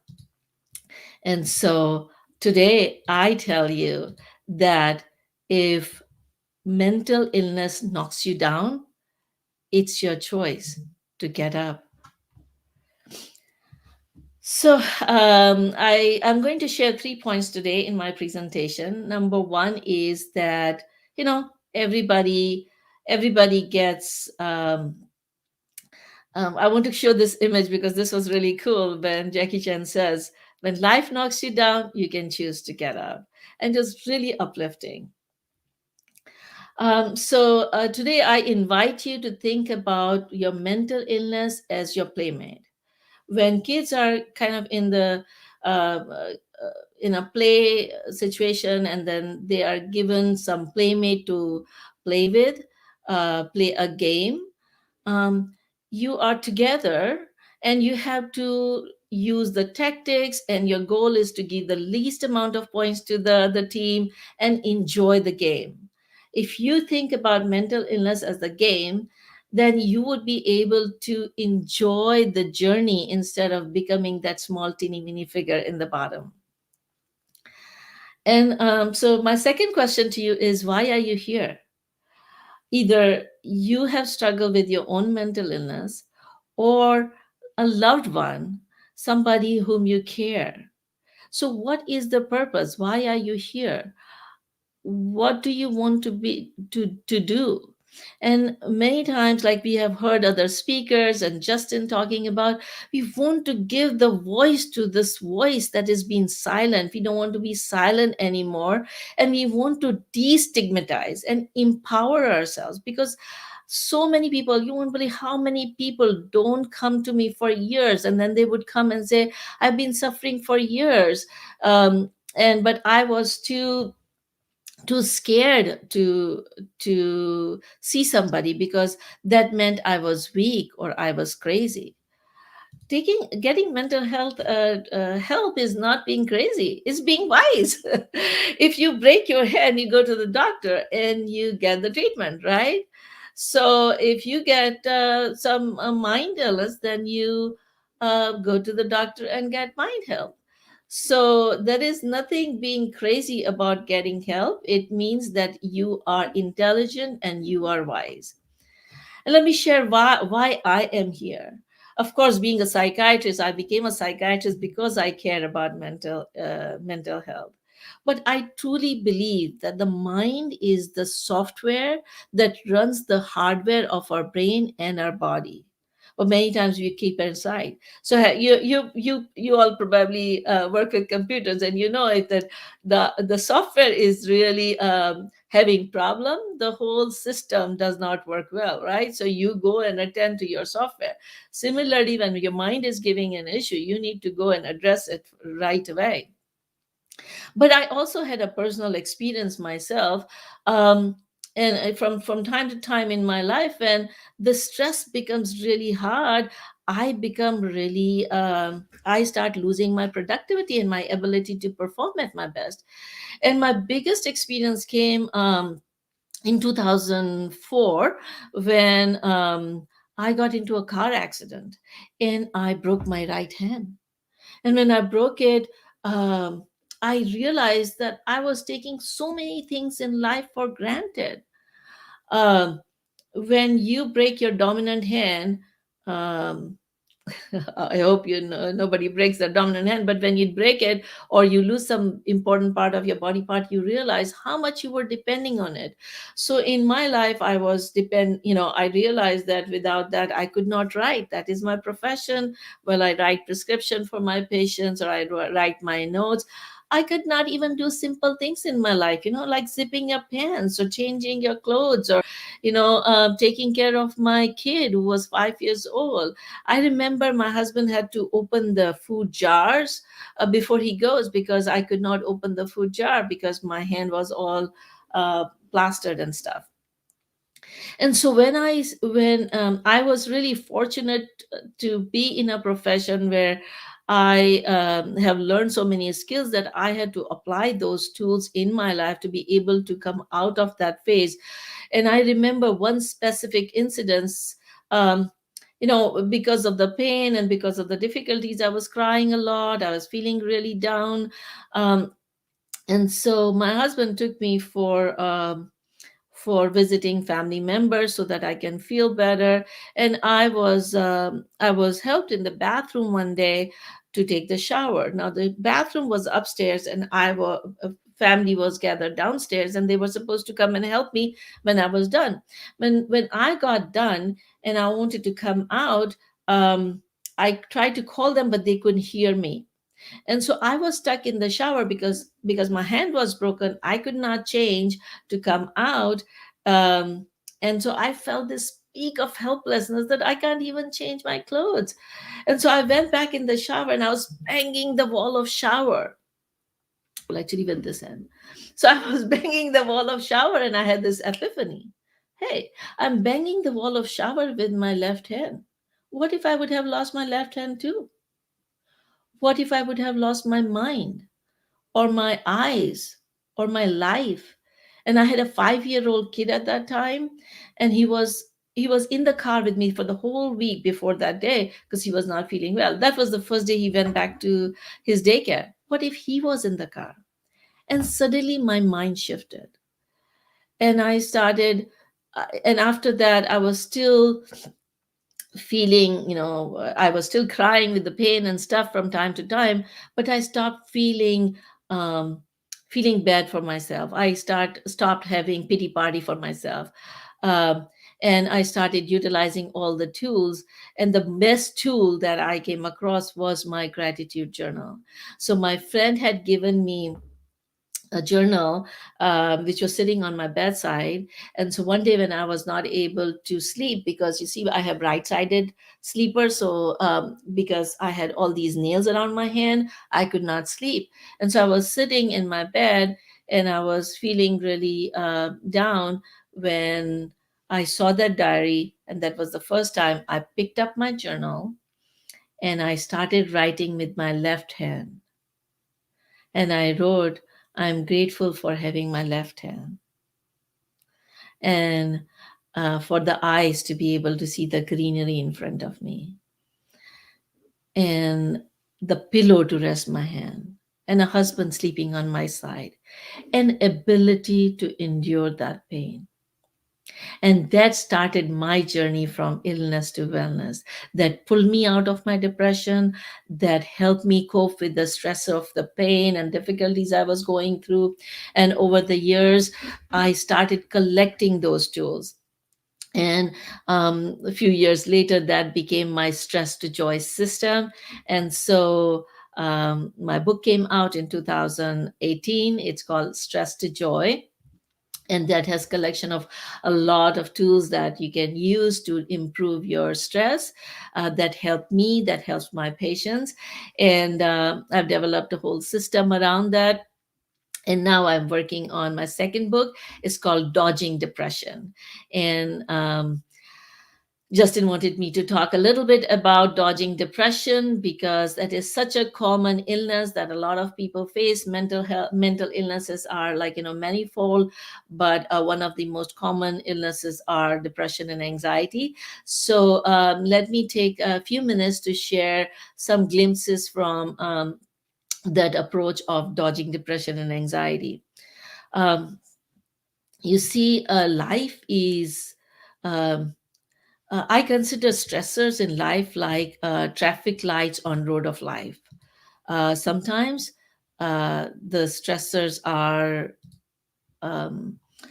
sometimes the life is going smoothly. It's a green light.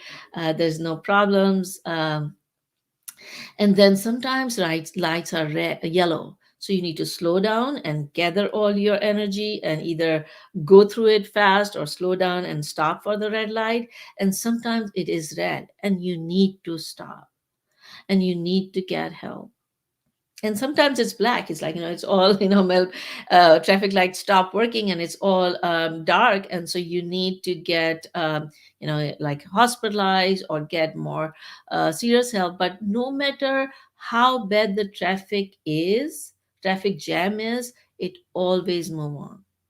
Similarly, in life, no matter how bad your situation is, you would always move on. What I would like to give you the message today is that even if your light is red or black, do not despair. Take action, take the treatment, take help, and keep on working on improving your mental health to the best of your potential. And so my first pointer today is watch the color of your light. If it is red, seek help. If it's yellow, then manage your stress. And if it is green, build your resilience. Because sometimes you don't realize that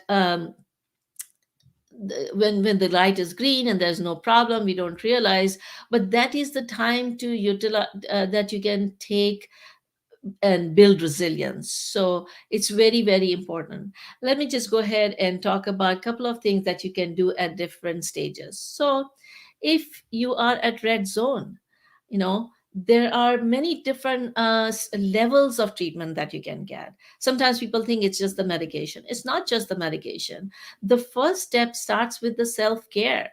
You can take your strategies for self-care that would improve your ability to manage your stress. It would help you to get better faster. And if that is not working, then you need to seek psychotherapy. So people can help you. There are many, it's not just the talk therapy, it's different approaches in talk therapy that helps you feel empowered and get control of your life again. And if that doesn't work, there are many natural remedies that also help, that we use as integrative psychiatrists to help people get over the depression, their anxiety, the other illnesses. And if that doesn't work, then yes, there are medications that can help you. And if that doesn't work, there are other advanced treatments. There are many, there are many new approaches coming out. Specifically TMS, that is a MRI-based treatment for depression that I specialize in. There is ketamine, there is ECT, there's vagus nerve stimulation. So there's many, many new treatments coming out, and so don't lose hope. And if one thing doesn't work, work on the other. So some of the tools for yellow zone, as I said, I have developed this stress to joy system that you can utilize to help manage your stress, so that stress is not just external. Mental illness itself can be a stressor, and so you want to work on different stress management tools that can help you get over your mental illness faster. And the one of the major concept that I use is mind CPR. So when somebody is having physical illness, and we give physical CPR to get them out. If my mind is going through the crisis, you can use the mind CPR to get yourself out. And so I use the acronyms CPR. For first step is to calm down. Whatever problems you are having, you need to calm down so you can assess where you are. And then you need to process what is coming from outside that is not in your control, and what is inside your control, so that you can take steps to get better, and then respond with an intention and with all the wisdom. And this whole program is being explained in the programs that I would invite you to visit. And I call it things that when you focus on things that are not in your control, then your ability to influence your world keeps on shrinking. And when you focus on things that are in your control, then your ability to influence keep on increasing. So focus on what you can. If you can shoot the arrows on the target, and so focus on that instead of, oh, I can't do anything about it. And the tools for green light, I combine, there are happy habits that you can develop to build resilience, and there are unhappy habits that you want to avoid. Similarly, there are healthy habits that you can build up and unhealthy habits that you can avoid. I don't have time to go into the detail of those habits. I invite you to explore, but I'll just add one research data from Jane and Jane, when they did the studies with 5 wellness practices that decrease the depression in people with depression and anxiety and pain. And they showed that practicing these wellness habits actually decrease the severity of their depression by depression and anxiety by more than 38 to 42%, and also pain. And so those 5 wellness practices are good nutrition, exercise, sleep, mindfulness, and social connectedness. And so we heard previous speakers talk somewhat about keeping the social connections, and so you can read the book and visit. I share a lot of these tools in my podcast called Happy and Healthy Mind with Dr. Rosina. So I invite you to visit and learn these healthy and happy habits, so you don't have to suffer unnecessarily, so you can develop mental resilience to deal with whatever life presents you. When life presents you a mental illness, it's like life presenting you with lemon. You know how that idiom goes: when life gives you lemon, then you make lemonade. Although you may want it to make banana shake, but you don't have banana, so you have lemon, so make lemonade. And if you guys want to have reminders about these programs, you can send us the text joyful to the number 38470, and we'd be happy to send you reminders and resources to these programs that Justin was earlier talking about. And a lot of great guests shared their wisdom over here. I also have a gift for you. So I was telling you the one technique, if all the techniques that I teach, if there was one technique that made the most difference in my life, in my patient's life, in my client's life, is that gratitude journal. So I would invite you to take a gratitude challenge. You can go to the website shown on the screen and drrosina.com/gratitude challenge, and take this 7-day gratitude challenge that would help build up your positive mindset, help you cope with your mental illness, and be the best in your life. Um, and there are more programs with Stress to Joy. There's an online course that you can take. And I'm getting the signal that I need to wrap up. So here I want to share this message. What comes to you is not in your choice. How you respond to is your choice. So getting the mental illness was not your choice. But what you do, how you're going to respond, is in your choice. So are you going to dodge these mental illness, develop stamina, develop strategies, develop presence of mind, mindfulness practices, and be the best despite this mental illness, or you are going to give up? So my message is try again till the end. You can do it. It's just one phase that you're going through that you'd be able to pass. On that note, I'm very happy and grateful for your time, and wishing you best of health and happiness. Thank you.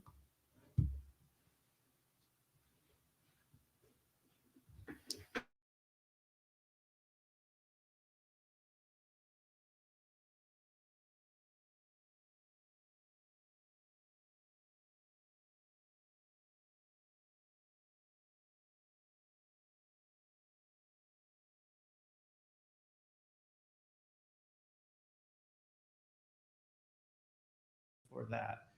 And I can attest to the gratitude and gratitude journal myself, of taking time to look outward for what you're grateful for, the little things, whether that is driving from your house to school, whether that is having access to food to eat, whether it is the sunshine is out today.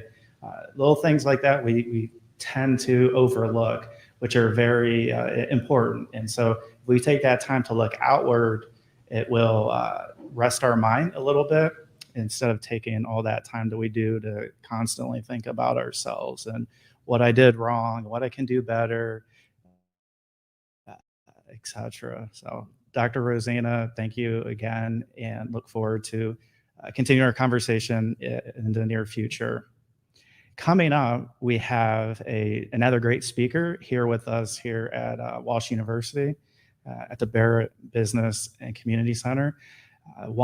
Yan Aly, sorry, got your name a little bit wrong first. So it's Yan Aly.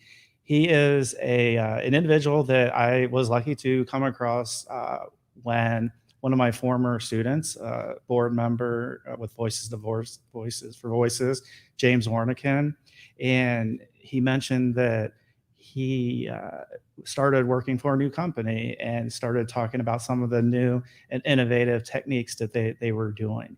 And so it was very important that I at least have a conversation and talk with him.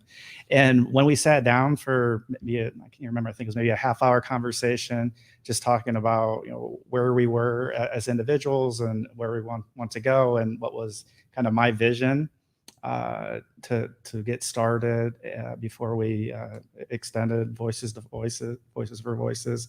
And it really struck me by shock that you think you know somebody, even if it's just a brief conversation, and you really don't know them.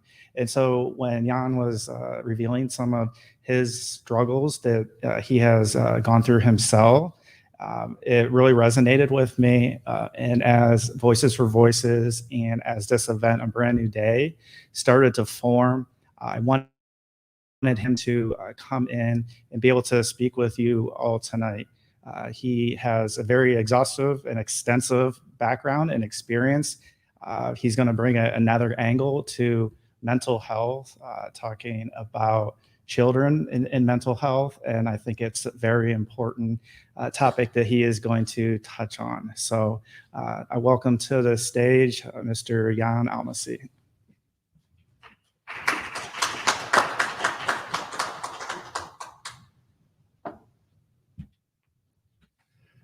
How's it going, everybody? So for all of my compatriots that are behind the scenes that have been dealing with me handling a lot of the live stream, I appreciate your patience. And I'm looking forward to taking my turn at giving a little bit of insight into some things that I'm extremely passionate about when it comes to childhood and behavioral health. So to start this off, one of the reasons why Justin is probably so intrigued by my background is, I went to school to be a ICU trauma nurse, and I minored in clinical psychology, but my life wasn't always that well put together. At 17 years old, I almost OD'd on opiates.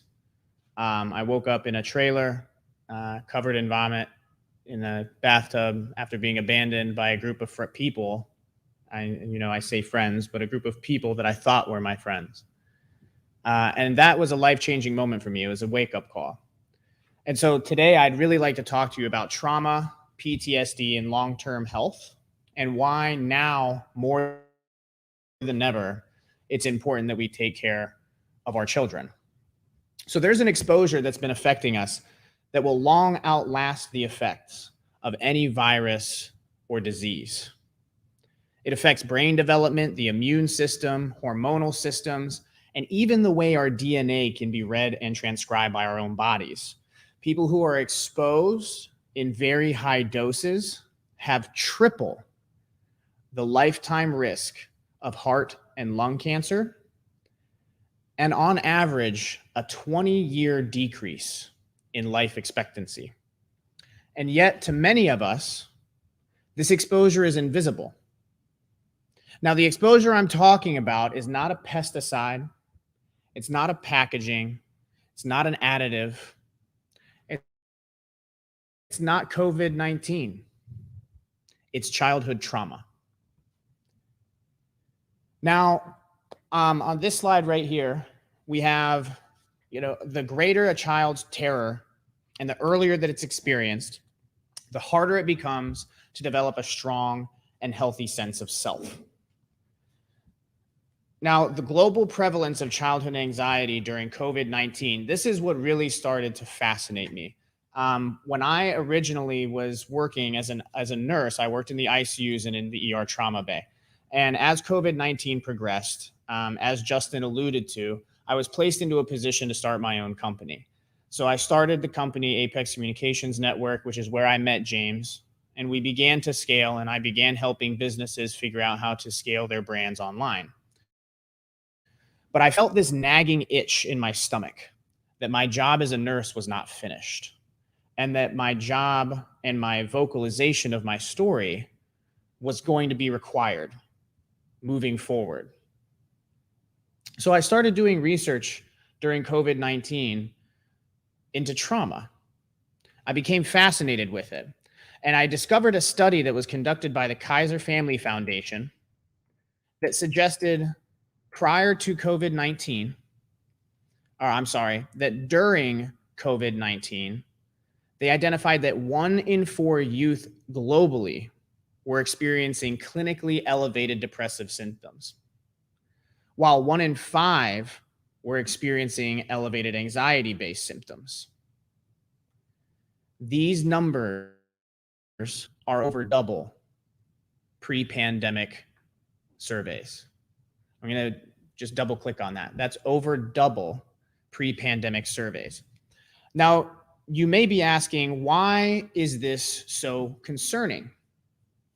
Now, outside of the fact that that means that we have double the amount of depressed and anxious children, there's a study that was also conducted by the CDC and Kaiser Permanente on what's called ACE, or Adverse Childhood Experiences.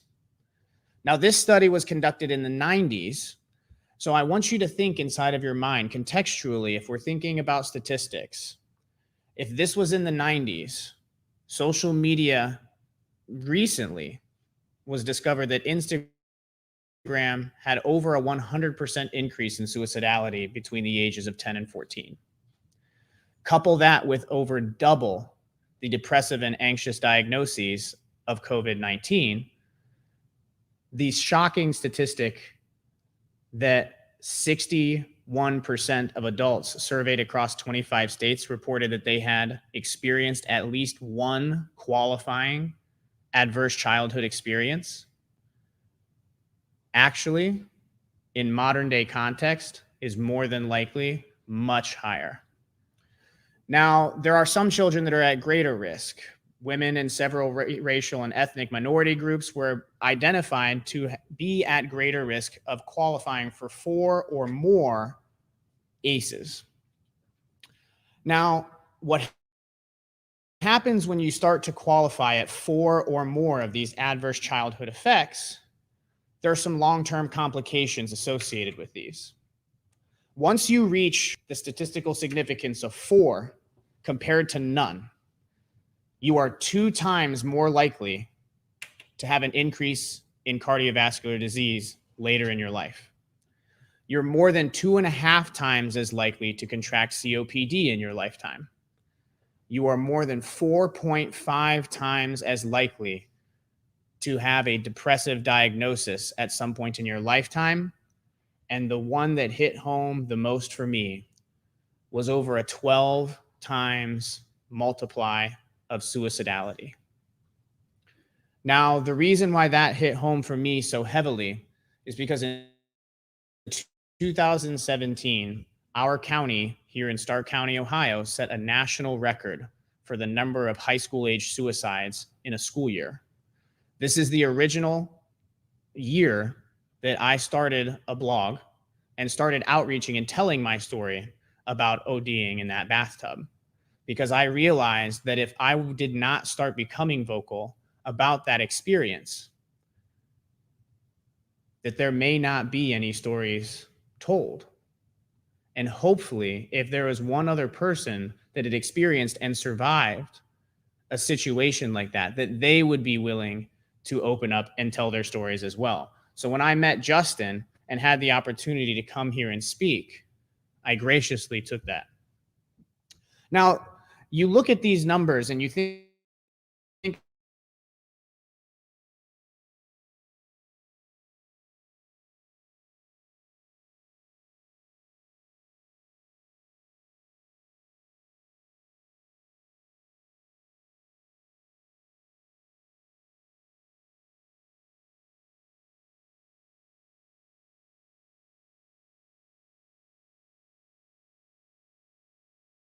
going to have more diagnoses of COPD. They're more than likely smoking.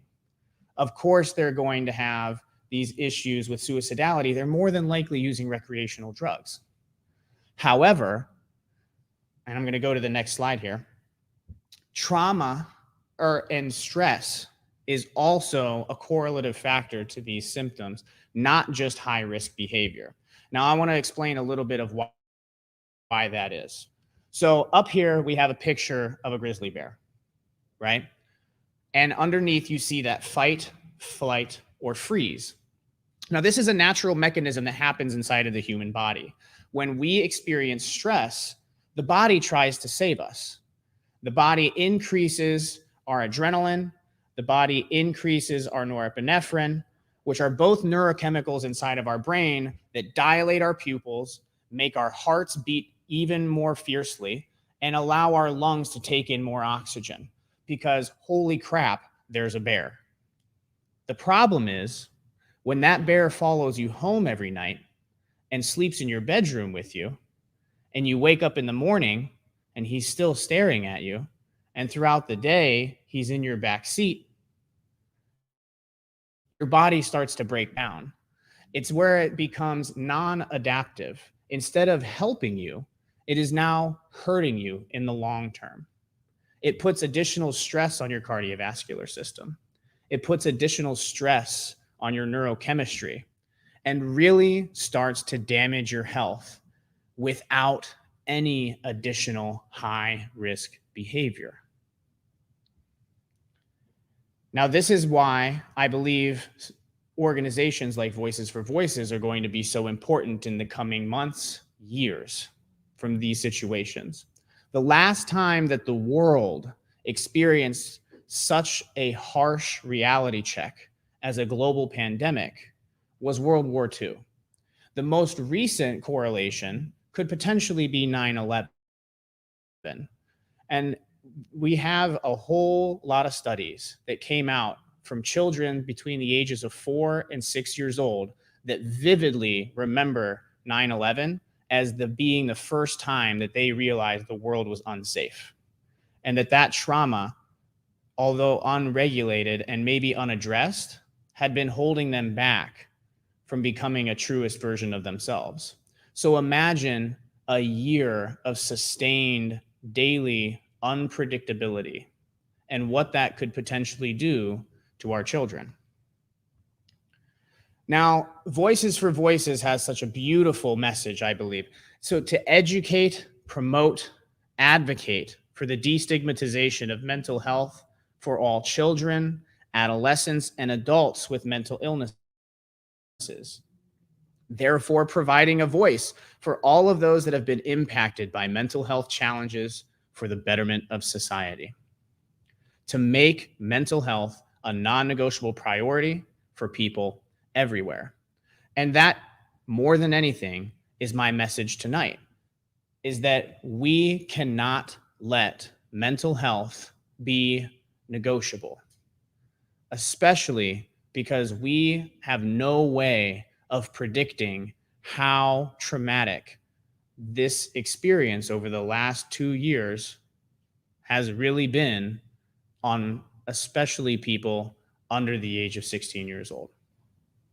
The amount of variability between households, the amount of variability between communities, and the amount of variability between countries is unpredictable. But the one thing that we all know is that our lives drastically shifted extremely quickly, and it happened on a global scale.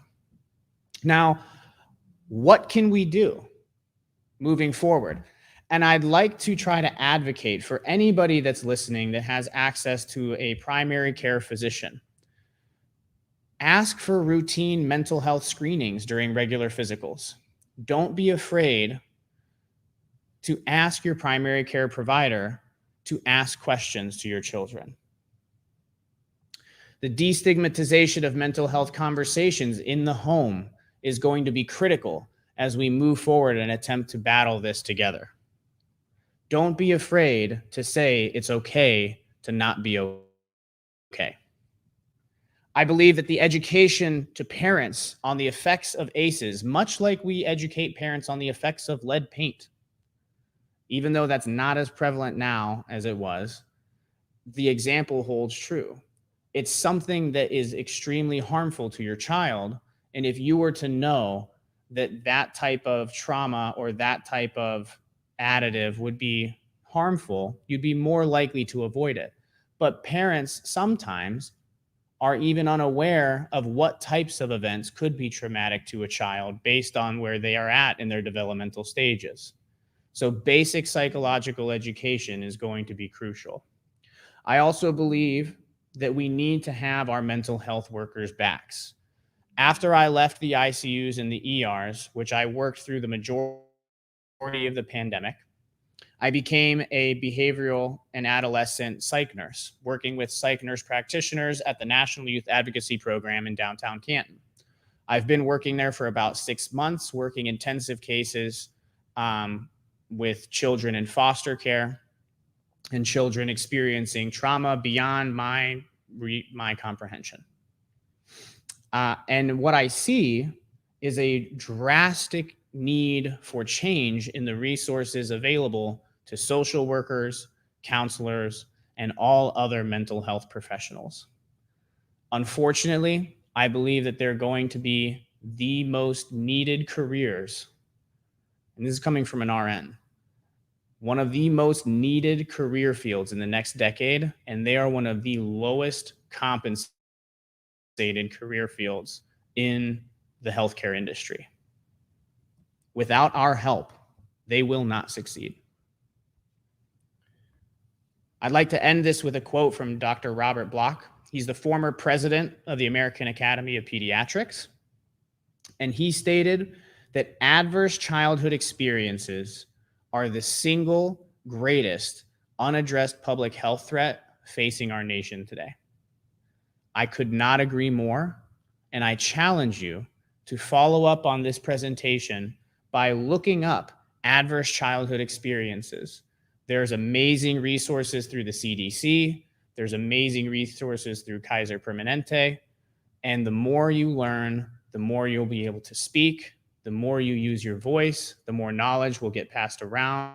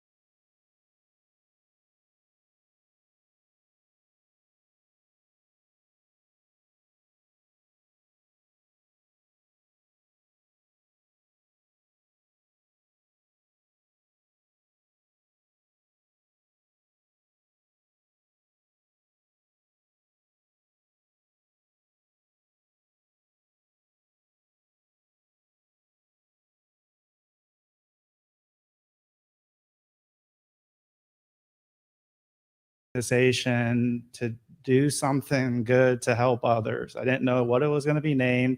I didn't know what it was going to cover from an industry perspective.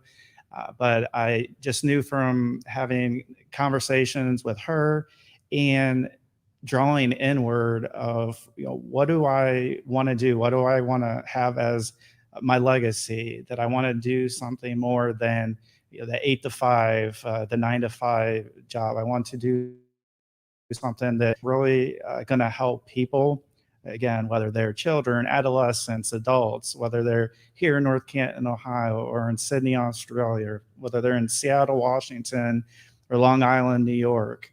I definitely wanted to do something. And so I thank her for having just the conversation with me at that time, as well as her powerful story and experiences that she has been through, and how she is coming out on the other side with a brand new day. So I want to throw it to New South Wales, Australia, and Alison Rose.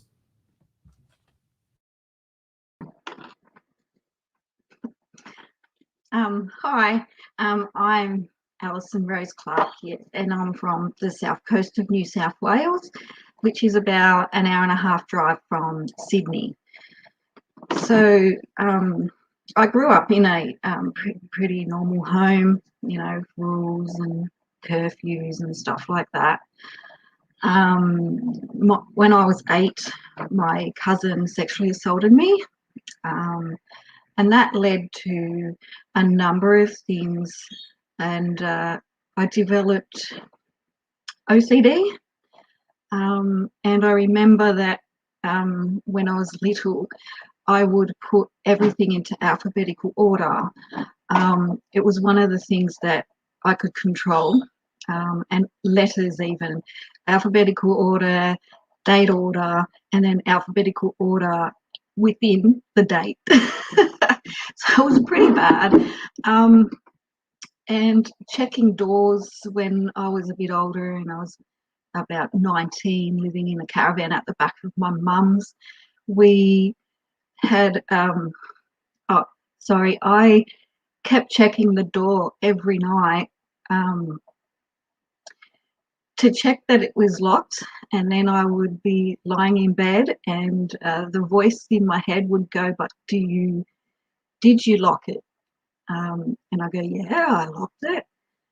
"Did you really lock it?" And I'd go, "No, I don't know." And I'd get confused, so I would then get up and check it again. And I did this with windows, my car window. I would have to walk back to my car when I was working just to check that I had the windows down, and I would do that a number of times. But after a while, I would get the cranks with myself, and I would not allow myself to go back more than once. So that's how I dealt with it as an adult. The other thing that I developed from my cousin sexually assaulting me was PTSD, which is post-traumatic stress disorder, if anyone's not aware of what that means. So what happened is that all men became predators to me. I was scared of them, and that included my own father, included my relatives. It included all the kids at school, so I couldn't sit next to boys without feeling like stiff, and I was stiff and couldn't move, like I was just afraid. As I got older and I went to the clubs, I was scared to walk past men going to the bar, and I was quite happy when people would say, "Do you need something at the bar?" And they would go and get it for me. And yeah, I would always think that they're going to try something or hurt me in some way. And another thing, when I was 15 or a teenager, might as well say a teenager, not particularly any age, if I was walking down the street, I would automatically think that the person behind me was following me. And if it was a male, I would be just petrified that that person was going to hurt me. And so, yeah, I went through that. Then I also experienced at school bullying, and that sort of compounded all the abuse that I had already experienced. So I developed that when, I experienced it, when I was 7. So I moved schools. I went from being quite popular, very energetic, outspoken, very assertive young girl, to being shy. And the first time I ever heard the 4 eyes, or whatever you want to call it. And yeah, so that was the first time I ever heard 4 eyes. And then after that, it was just bullying me names, pinching my bag, chucking stuff in the bin, pushing me. I remember in high school, I actually was nearly pushed off the balcony because the girl that walked past me, who always shoulder barged me, she shoulder barged me so hard that I fell into the barrier and nearly fell over. So that was quite scary. When I left high school, or before I left high school actually, I met a guy that would become my first abuser. And I got engaged to him. I moved out with him. I didn't notice all the things that he said to me prior to moving in. Everyone else did, but I didn't. And I would not listen to people who then started to tell me. So I ended up moving out with him. And in that time, he tried to strangle me. He tried to suffocate me. And he tried to kill me. And it wasn't till he tried to kill me that I really realized that I shouldn't be there. I should leave. And at that particular time, I was about 20. So I was with him from 16 to 20. Then the next day after I left him, I met my first husband.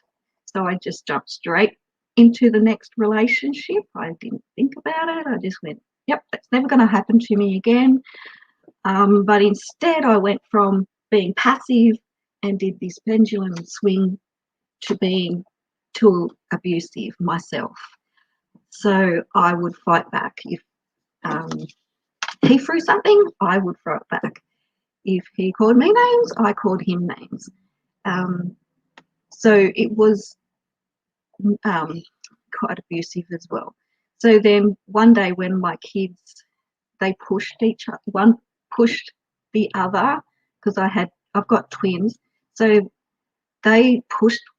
one pushed the other, and that's when I realized that they were learning that from us, and I tried to address it.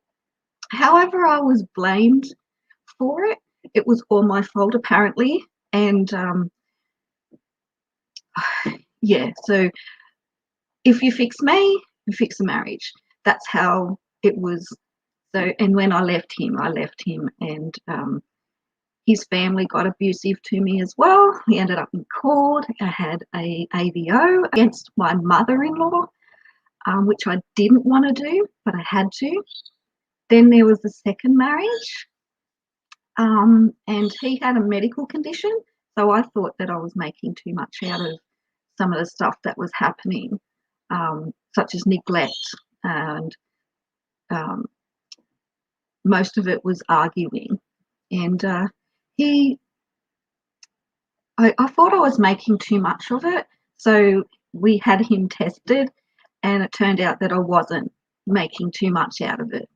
And so that led to his parents not really understanding that he was starting to make decisions for himself. The last straw was that when his cousin got married, he didn't want to go. So as soon as we got the invitation, he brought a card that said, thanks, but we can't, decline. We're declining.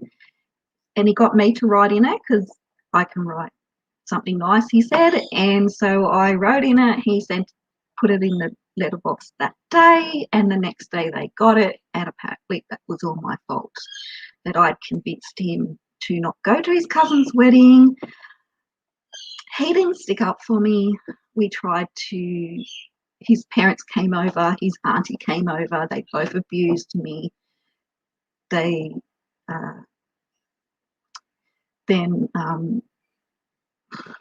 sorry. Anyway, long story short, I ended up leaving him, and then I got with my third husband, and for some weird reason, I thought I was making some sort of break in a cycle of abuse, and I just didn't see it. But I didn't break a cycle in abuse. In fact, he was meant to be Christian, and he got physical. He used the Bible against me, so I went through some spiritual abuse as well. And amongst all this stuff that was going on, I was struggling with mental health all the way through. So in 2000, I got diagnosed with major depression. So I'd been being treated with that from 2000. And in 2001, I started getting help from counsellors. So I've had a number of counsellors over the years. They have helped. and but I kept falling into those same situations, and I wasn't really sure why. And just one day, sitting out the back of my backyard in the in this outdoor area, I just thought, why am I doing this? Why is it that I keep finding myself in these abusive relationships? And I just realized that I hated myself, that I allowed this to happen to me. So it was a form of I hated myself so much that I allowed people to abuse me. I didn't expect my I didn't expect that realization, and I realized, yeah, you know what, that's true. If you love your neighbor the way you love yourself, how can you actually love yourself? How can you love your neighbor if you don't love yourself? I mean, you have to know how you feel about yourself. You have to be able to treat yourself right. So yeah, I hated myself, and from then on, I decided that I'm going to stick up for myself. So my third marriage got worse, but I was prepared to go through that because I was just determined not to suffer anymore. So yeah, he used all those things, manipulation. My mum and sister even called him up on it one time. I can't remember what he said, but then I said, no, I didn't. And he said, yes, you did. And my mum and my sister were there, and they go, no, you said that. And he got quiet and walked away. And that's when I sometimes you think that you're going mad and that you're seeing things that aren't really there. But that confirmed to me that no, these things are happening. He was playing mind games with me, and I actually thought that I was going mad. My mental health just got to the absolute worst, and I had an major OCD episode with this girl at work who was bullying me, and so I went home and I was talking about it, I was thinking about it, I was dreaming it, I was keeping spreadsheets about what she did to me down to the minute and every detail. So it just took over my life. And then one day my psychologist said to me, I think there's more to this depression than depression. She'd gone to this institute called Black Dog Institute, and they are one of the leading institutes that deal with mood disorders. They also have psychiatrists on site who actually help diagnose people. So she told me about it. I got a referral to go there. While I went through this 3-hour test questionnaire before I got there, and then I had another 2 hours with this psychiatrist. And finally, I was diagnosed with bipolar type 2. I had PTSD, OCD, and a panic disorder. And my psychiatrist said, oh, and I think you've got a borderline personality disorder. And I went, no, I don't need any more diagnoses, thank you. So I just, so now I'm on medication. This Black Dog Institution recommended some new medication, and ever since then I've been stable. So I got stable. So now I don't have that many episodes, and when I do, they don't last as long and they're not as severe. So I went from then, and I ended up writing a book, and it's called I Don't Hate Me Anymore. And that book details my life, details everything that I went through, and it's a combination of self-improvement and autobiography. So, and every chapter is a different topic. And when you go through it, there's activities for you to do, and each activity is what I did. So I made a plan of what good treatment looked like for me, and I stick to it. So I was able to put it into practice not so long ago, about 3 years ago, when I had I was with a boyfriend, and he got quite abusive, and I won't go into details, but I ended up kicking him out.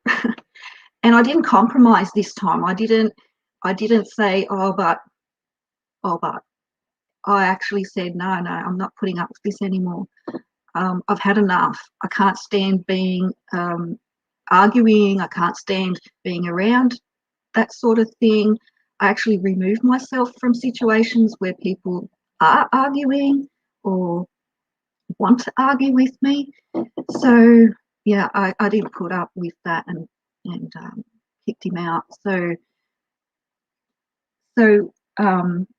what I want to do is I want to help people who have experienced any sort of abuse, really, but predominantly domestic violence, because everything pretty much pivots on how you feel about yourself, your confidence,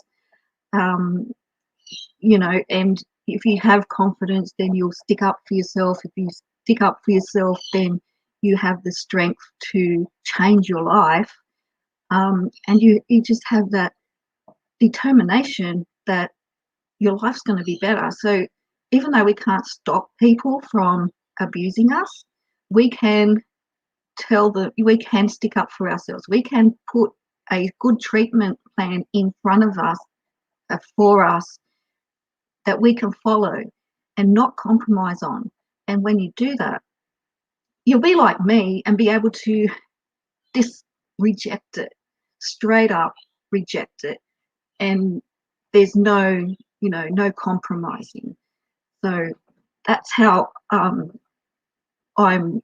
got my book written, and that's how that's my aim for the book. So I just want to share a few statistics that are around domestic violence and abuse. So worldwide, globally, there's 38% of all murders of women are committed by their intimate partner. 1 out of 3 of all women who have been in a relationship have experienced physical and/or sexual violence by their intimate partner. In some regions of the world, 38% of that region, women experience intimate partner violence. And 16% of women who are physically, sexually abused by their partner are more likely to have a lightweight baby. In Australia, since COVID came into our lives, domestic violence has risen by 58%. Now that may have changed since 2020. I didn't look that up before now. Within New South Wales alone in 2017, the average domestic assault, so not just the domestic violence, we're talking about domestic assault, was 367 for every 100,000 people. And that's just quite alarming and unbelievable. And 85% of women experienced sexual harassment. 1 in 3 women experienced sexual harassment online or some other technological method. 1 in 5 women experienced image-based abuse. 1 in 10 women with disabilities have experienced sexual harassment. 1 in 2 Aboriginal and Torres Strait Islanders, 30 have experienced image-based abuse, plus they are actually 32 times more likely to end up hospitalized than their non-Indigenous counterparts. So we have 92% of LGBTQIA plus women have experienced sexual harassment in their lifetime. 61% of women in Australia had children present during the assaults or the violent events. And then 58% of women never sought help. These statistics are alarming, and all these would be quite more significant now because of COVID-19.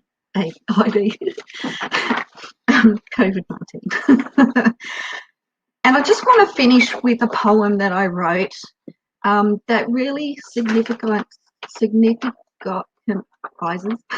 there's a new word for you, how I love myself, how I've come to the point where I love myself.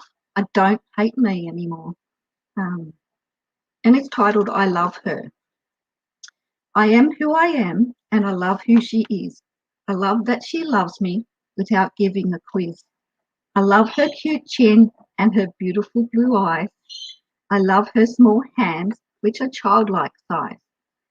I love her 2 tiny ears and her painful right shoulder. I love her fine wrinkles, which make her look older. I love her soft skin and her gorgeous crooked teeth. I love her dark blonde hair, which is greying underneath. I love her sweet smile and her lovely small feet. I love her kind heart towards all whom she meets. I love her sweet smile and her lovely small feet.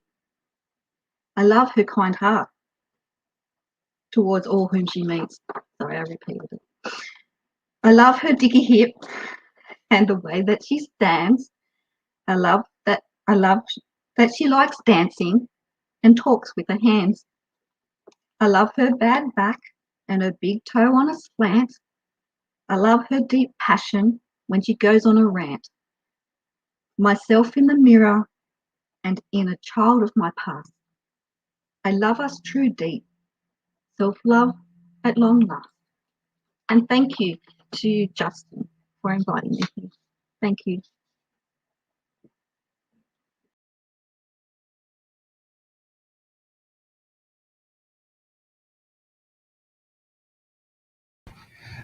Thank you, Alice.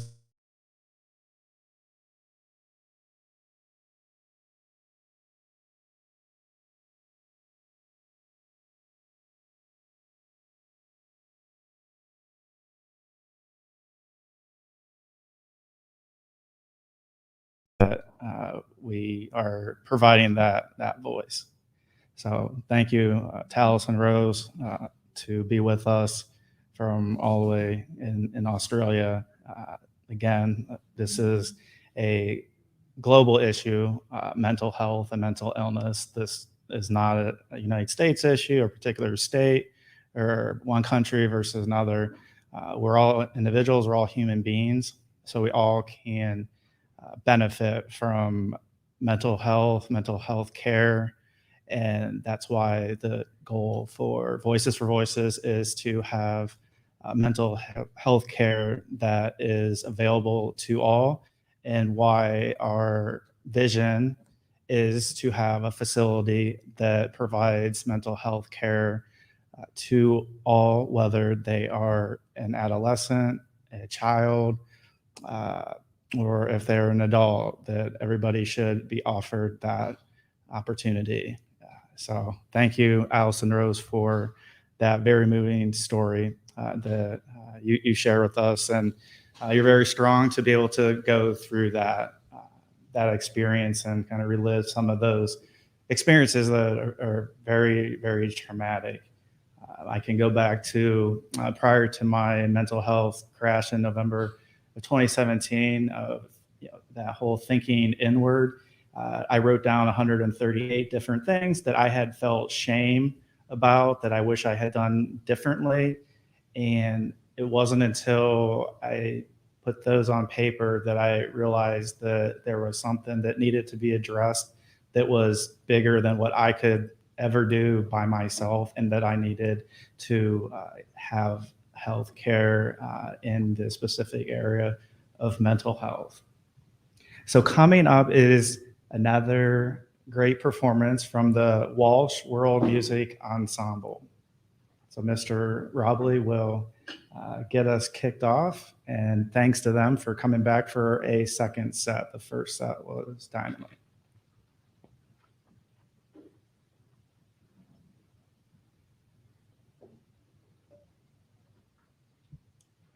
Hi, we're going to start this second set with some Geo music. This is the xylophone that comes from Northwest Ghana. And this first piece we're going to play is about the creation of this instrument. This is how the Dagara people found this instrument. So it's an instrument that's been around for thousands of years, and it's made from natural materials. Everything is naturally constructed. The Dagara people were hunters and gatherers thousands of years ago. They were off far away from their village. They heard the sound of this instrument from another group of people who were playing it, loved it, learned all about it, how to make it, what the repertoire was, what the function of the instrument was, and then they took it back and assimilated all of that into their culture. So this first piece is about that creation, that story of the Dagara people bringing the instrument back to their culture. So this piece is called Contumbly Way, music of Northwest Ghana.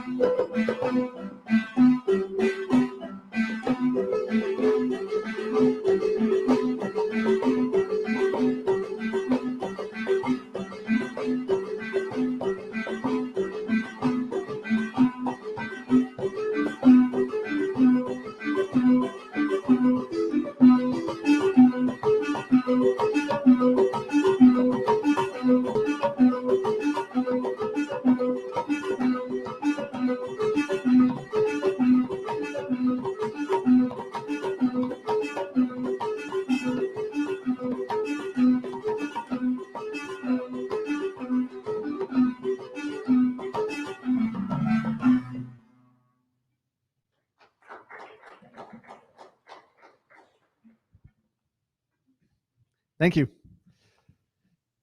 We were talking a little bit earlier in our first performance about how each of these pieces exist in the moment, and we create the forms in the moment. And that's true with this one as well. We really have these conversations as this piece is going along. We have parts that lead, and we have parts that trigger the next event or the next part of the piece, the next development in the piece. So you can hear some of those things. And once again, the conductor isn't someone who's giving visual cues. They're giving audible cues. They're giving oral cues in the performance. And it's those oral cues that everyone in the ensemble is listening for, and then we're reacting and responding to everything that's going on from that point in the piece. So that first piece was about the creation of this instrument. We're going to switch gears again, and this instrument is used for a variety of functions. It's used in churches on Sundays, it's used for recreational purposes, and it's used for funeral ceremonies. One of the primary uses of this instrument in the Dogra culture is for its use in funeral ceremonies. So we're going to play a piece that's from that repertoire next. So this piece is called Gandayina. It translates to the leader of the community has passed, and it's in remembrance of that person. It is a piece that still is played with the same oral sound. So with this instrument, as it's tuned pentatonically, it doesn't change too much of the sound like we would expect that to be changed between a major minor mode, perhaps in Western music, or a major mode to some other kind of mode. We're still in the pentatonic mode, still in the pentatonic sound. So it's just about the function of this music and specifically how the order of keys works. But once again, this piece is called Gandayina, and we hope you enjoy.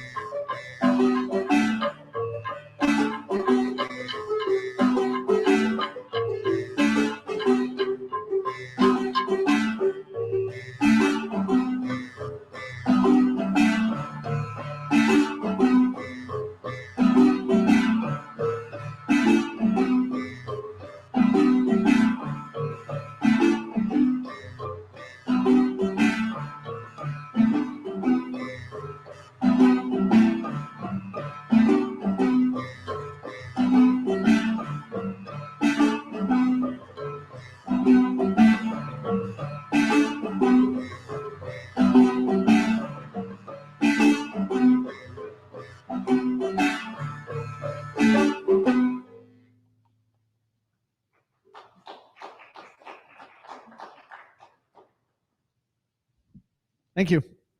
We're going to switch gears a little bit here from the xylophone music that comes from Northwest Ghana. We're going to go back to Southern Ghana, and we're going to play some music of the Ga people. This is a hand drumming piece.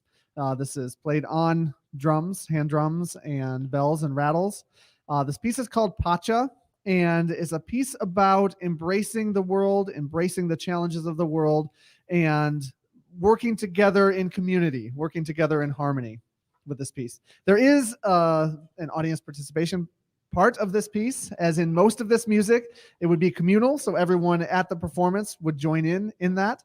So if you'd like to, if you wish to, join us in the clapping here at the beginning. It's going to be rather simple. We clap 3 times and then virtually clap with everyone else who's part of the performance, everyone else who's part of the community. So even those of you watching online, you're welcome to join us with that. So just right on the beat, it's going to be 3 claps by ourselves and then 1 to everybody else. And you'll see right at the beginning of the piece as we do that. So for this piece, Victoria, if you want to join us on the rattle again, that'd be fantastic. This piece is called Pacha from Southern Ghana, and we hope you enjoy.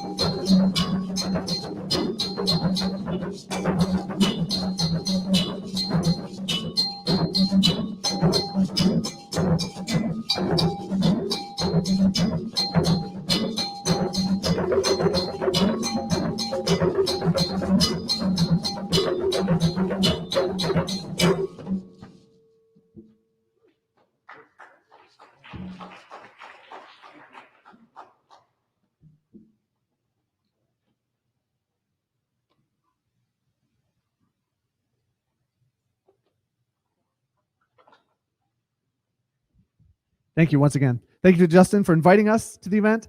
Thank you for being here, for participating in the event. We've had a fantastic time, and we look forward to seeing you hopefully sometime in the future at a performance. Thanks.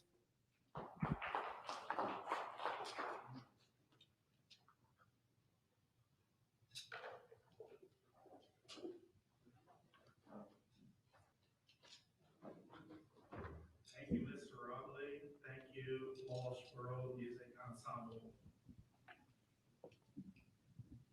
Coming up next, we have a speaker coming to us from the state of Florida. Her name is Cindy Kulie, and her book, Prescription Anonymous, was a book that we have, again, as an author, you look for people that inspire you and that you can learn something from. And so another inspirational person, inspirational story is truly somebody that is having a brand new day. She has many business opportunities that have come, and she is she's working on her second and third website. She is a very busy person, and we are very excited to have her join us live stream from Florida. So we will turn it over to Cindy Kulie. Hey, good evening, everyone. Thank you, Justin. My name is Cindy Ray Kulie.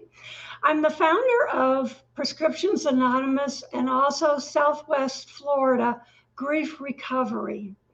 Both my websites focus on proactive recovery, which means it's not just words, you actually have to participate in your own recovery. From controlled substance addictions and also painful losses, from 40 significant events, from death of a loved one, a divorce, or a loss of health. As Justin mentioned, my book, Swallowing a Bitter Pill, the first one came out in 2001. The second one came out just in 2020. My many years, actually about 24 years of life's passion of helping others survive from addiction and losses, starting with my own recovery back in 1997 from prescribed and over-the-counter pill addictions, along with my own struggle with multiple post-traumatic stress disorders, including a fatal car accident. My history of trauma started when I was only 10 years old, when I was molested by a stranger. And I didn't tell anybody because he threatened me that he would hurt my family. And I never did until about 20 years later to a therapist. 10 days after my 18th birthday, I was driving on a back road at sunset when a pedestrian got out of his parked car and deliberately ran out in front of my car where I couldn't avoid hitting him. His name was Andrew, and he was only 21 years old. And again, I was only 18. According to police reports, he had been released from his own drug and alcohol program that night when he got into an argument with his girlfriend. He relapsed on alcohol and drugs and chose to commit suicide that night using my car to run out in the middle of the street to die. Andrew died 3 days later. My parents didn't believe in therapy back then, and that was back in the 70s, and told me it was just an accident, along with my friends. And the rest of my other family also told me it was just an accident to forget it. So I did. I buried it with as many pills and as many different types of mood-altering pills that I could get my hands on. I didn't want to think about it. I wanted to die myself at that time.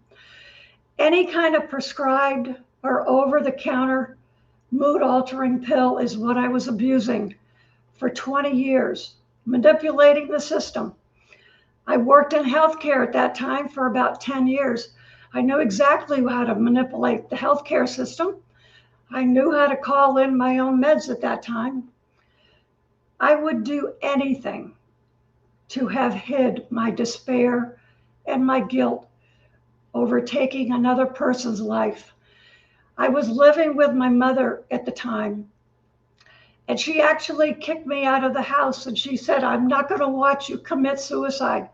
You are going to go live with your father." So I did.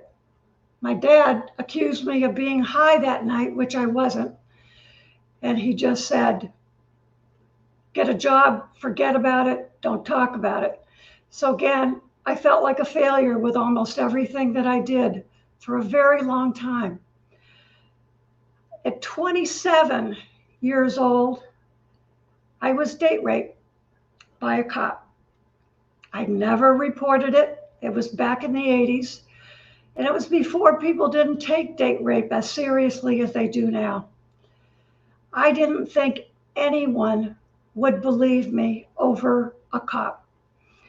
Instead, I opened up a support group, the first support group for date rape at Penn State, for other women to get the support. And it was wonderful. I had been married and divorced 4 times from mental and physical abuse. Again, anything that happened to me tragically, I thought I deserved. I didn't think I deserved any better because I had killed somebody. You know, we all have our stories, and these stories that I've heard tonight are tragic.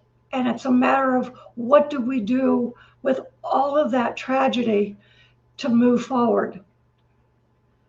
I recovered from my addictions and mental health illnesses for 20 years, 24 years now, with the help of some really awesome treatment professionals. One of them wrote the foreword to my book. She saved my life. You can only keep what you have by paying it forward to others in the hope that you're helping someone else stand tall on their own. I started Prescriptions Anonymous back in 1998. It was the first support group for prescription drugs back then. It was found in 35 other states. I gave lectures across the US about the dangers of opiate and mood-altering medications leading to addiction and possible death. And this was a time back in the 70s and 80s and the 90s, not a whole lot of people were talking about what prescription addictions were all about. They thought, read what's on the bottle and you'll be fine. No one had the accountability or responsibility for fighting controlled substances. I fought with healthcare professionals for many years. I lobbied to state legislators about the need to change how we dispersed mood-altering pills. And it worked. Part of the electronic prescription medication that you now see that doctors do at the doctor's office is in part because of the lobbying work that I did along with other legislators. As a medication addiction recovery coach, I continue my work with individuals and families from aftercare for non-traditional and also 12-step based. And that's based on the clients getting home after they've had their treatment. So I do work with a lot of the caseworkers.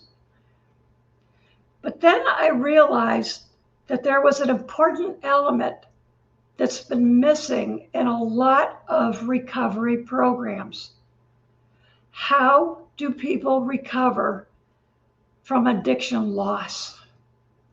And how do you heal heartbreaking losses such as the death of a loved one, divorced, estranged relationships, even the loss from a mental health.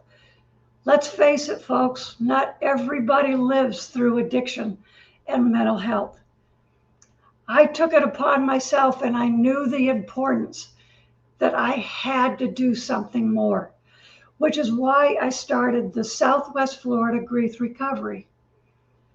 I teach individuals and families how to participate in their own recovery that has worked for thousands of people for the last 40 years. It's a program through the Grief Recovery Institute where I got certified as a recovery specialist in the field.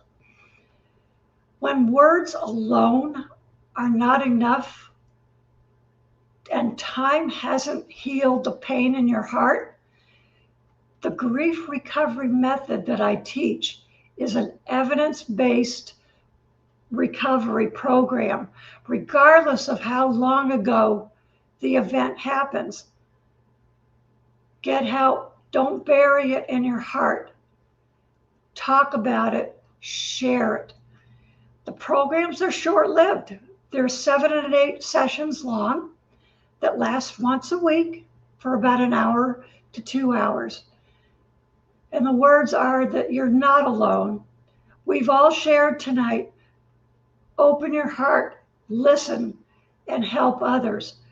But when those words haven't always helped, make sure you get that client or yourself into this type of program where you actually have to work through it. There's reading assignments, there's writing assignments, there's graphs, and it's also talking about unspoken words to the person that you might have lost from addiction loss or mental health loss, that they work through to the point that they write a letter and they do graphs. It's an awesome course. So I hope that throughout all of this, that you can heal. And I know you can. I've taken this course a couple of times. So if you can, call me anytime at 239-431-3441 for a free session and see if any of these recovery programs is right for you or for your family. I do in-person and Zoom across the United States. The website for losses is swflgriefrecovery.com. If you're looking for help for addiction recovery, it's prescriptionsanonymous.com. You can get help. And God, if I can do it after 20 years of recovery, and if I could find forgiveness for things that I've done, and I've been able to help other people find their own recovery in their heart, then so can you.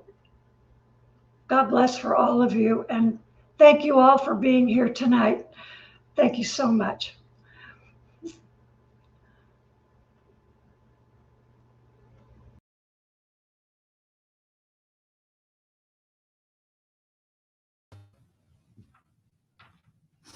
Thank you, Cindy.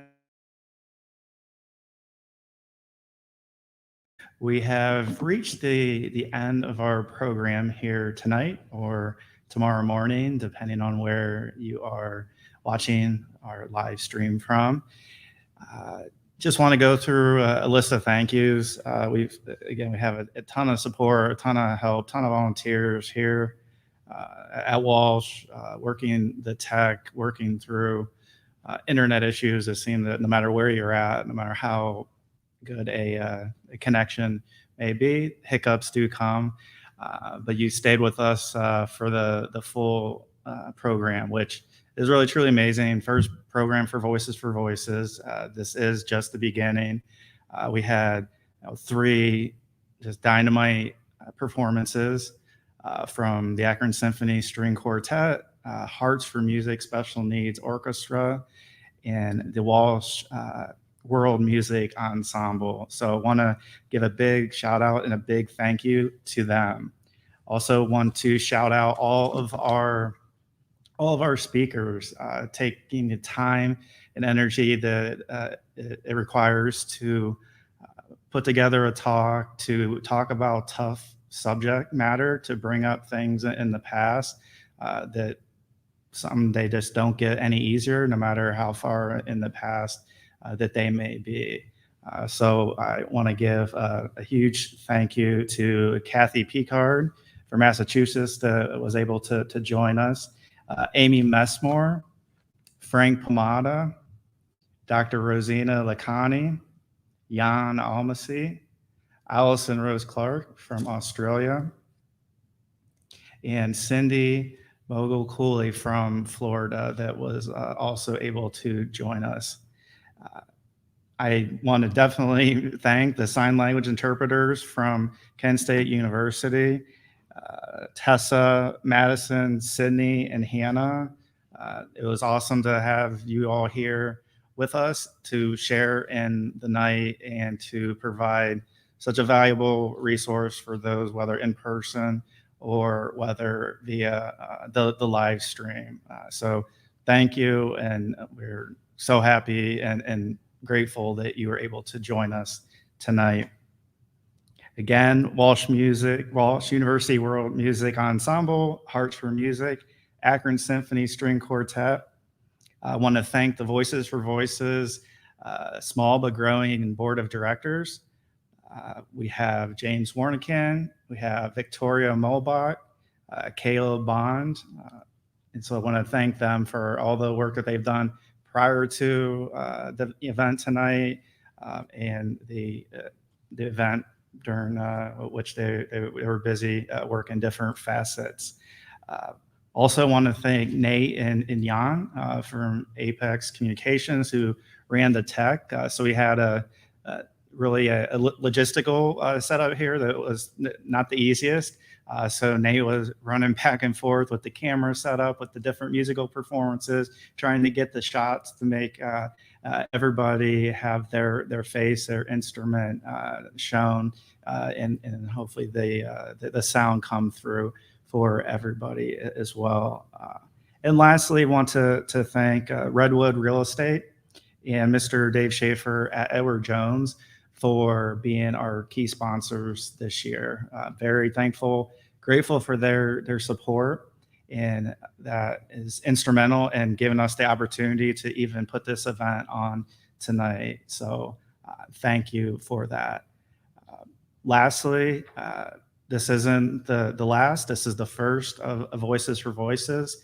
This is the beginning of working for affordable healthcare, mental health care for adolescents, young adults, people everywhere, whether they're here in Ohio, whether they're in Australia, whether they're in Brazil, it doesn't matter.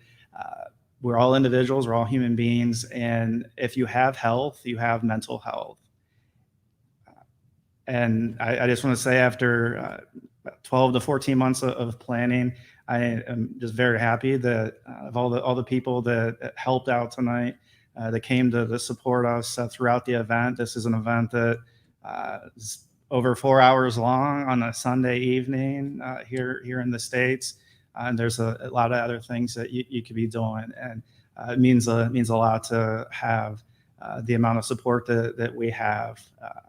So I don't have anything else to say at this point. This concludes our program. Thank you, and you will see us around on social media. And if you have any questions for myself or any of our speakers or any of our musicians, you can reach out to me at president@voicesforvoices.org, and be happy to get back with you with the information, some feedback to your questions. So thank you. Have a good night, or have a good afternoon. Thank you.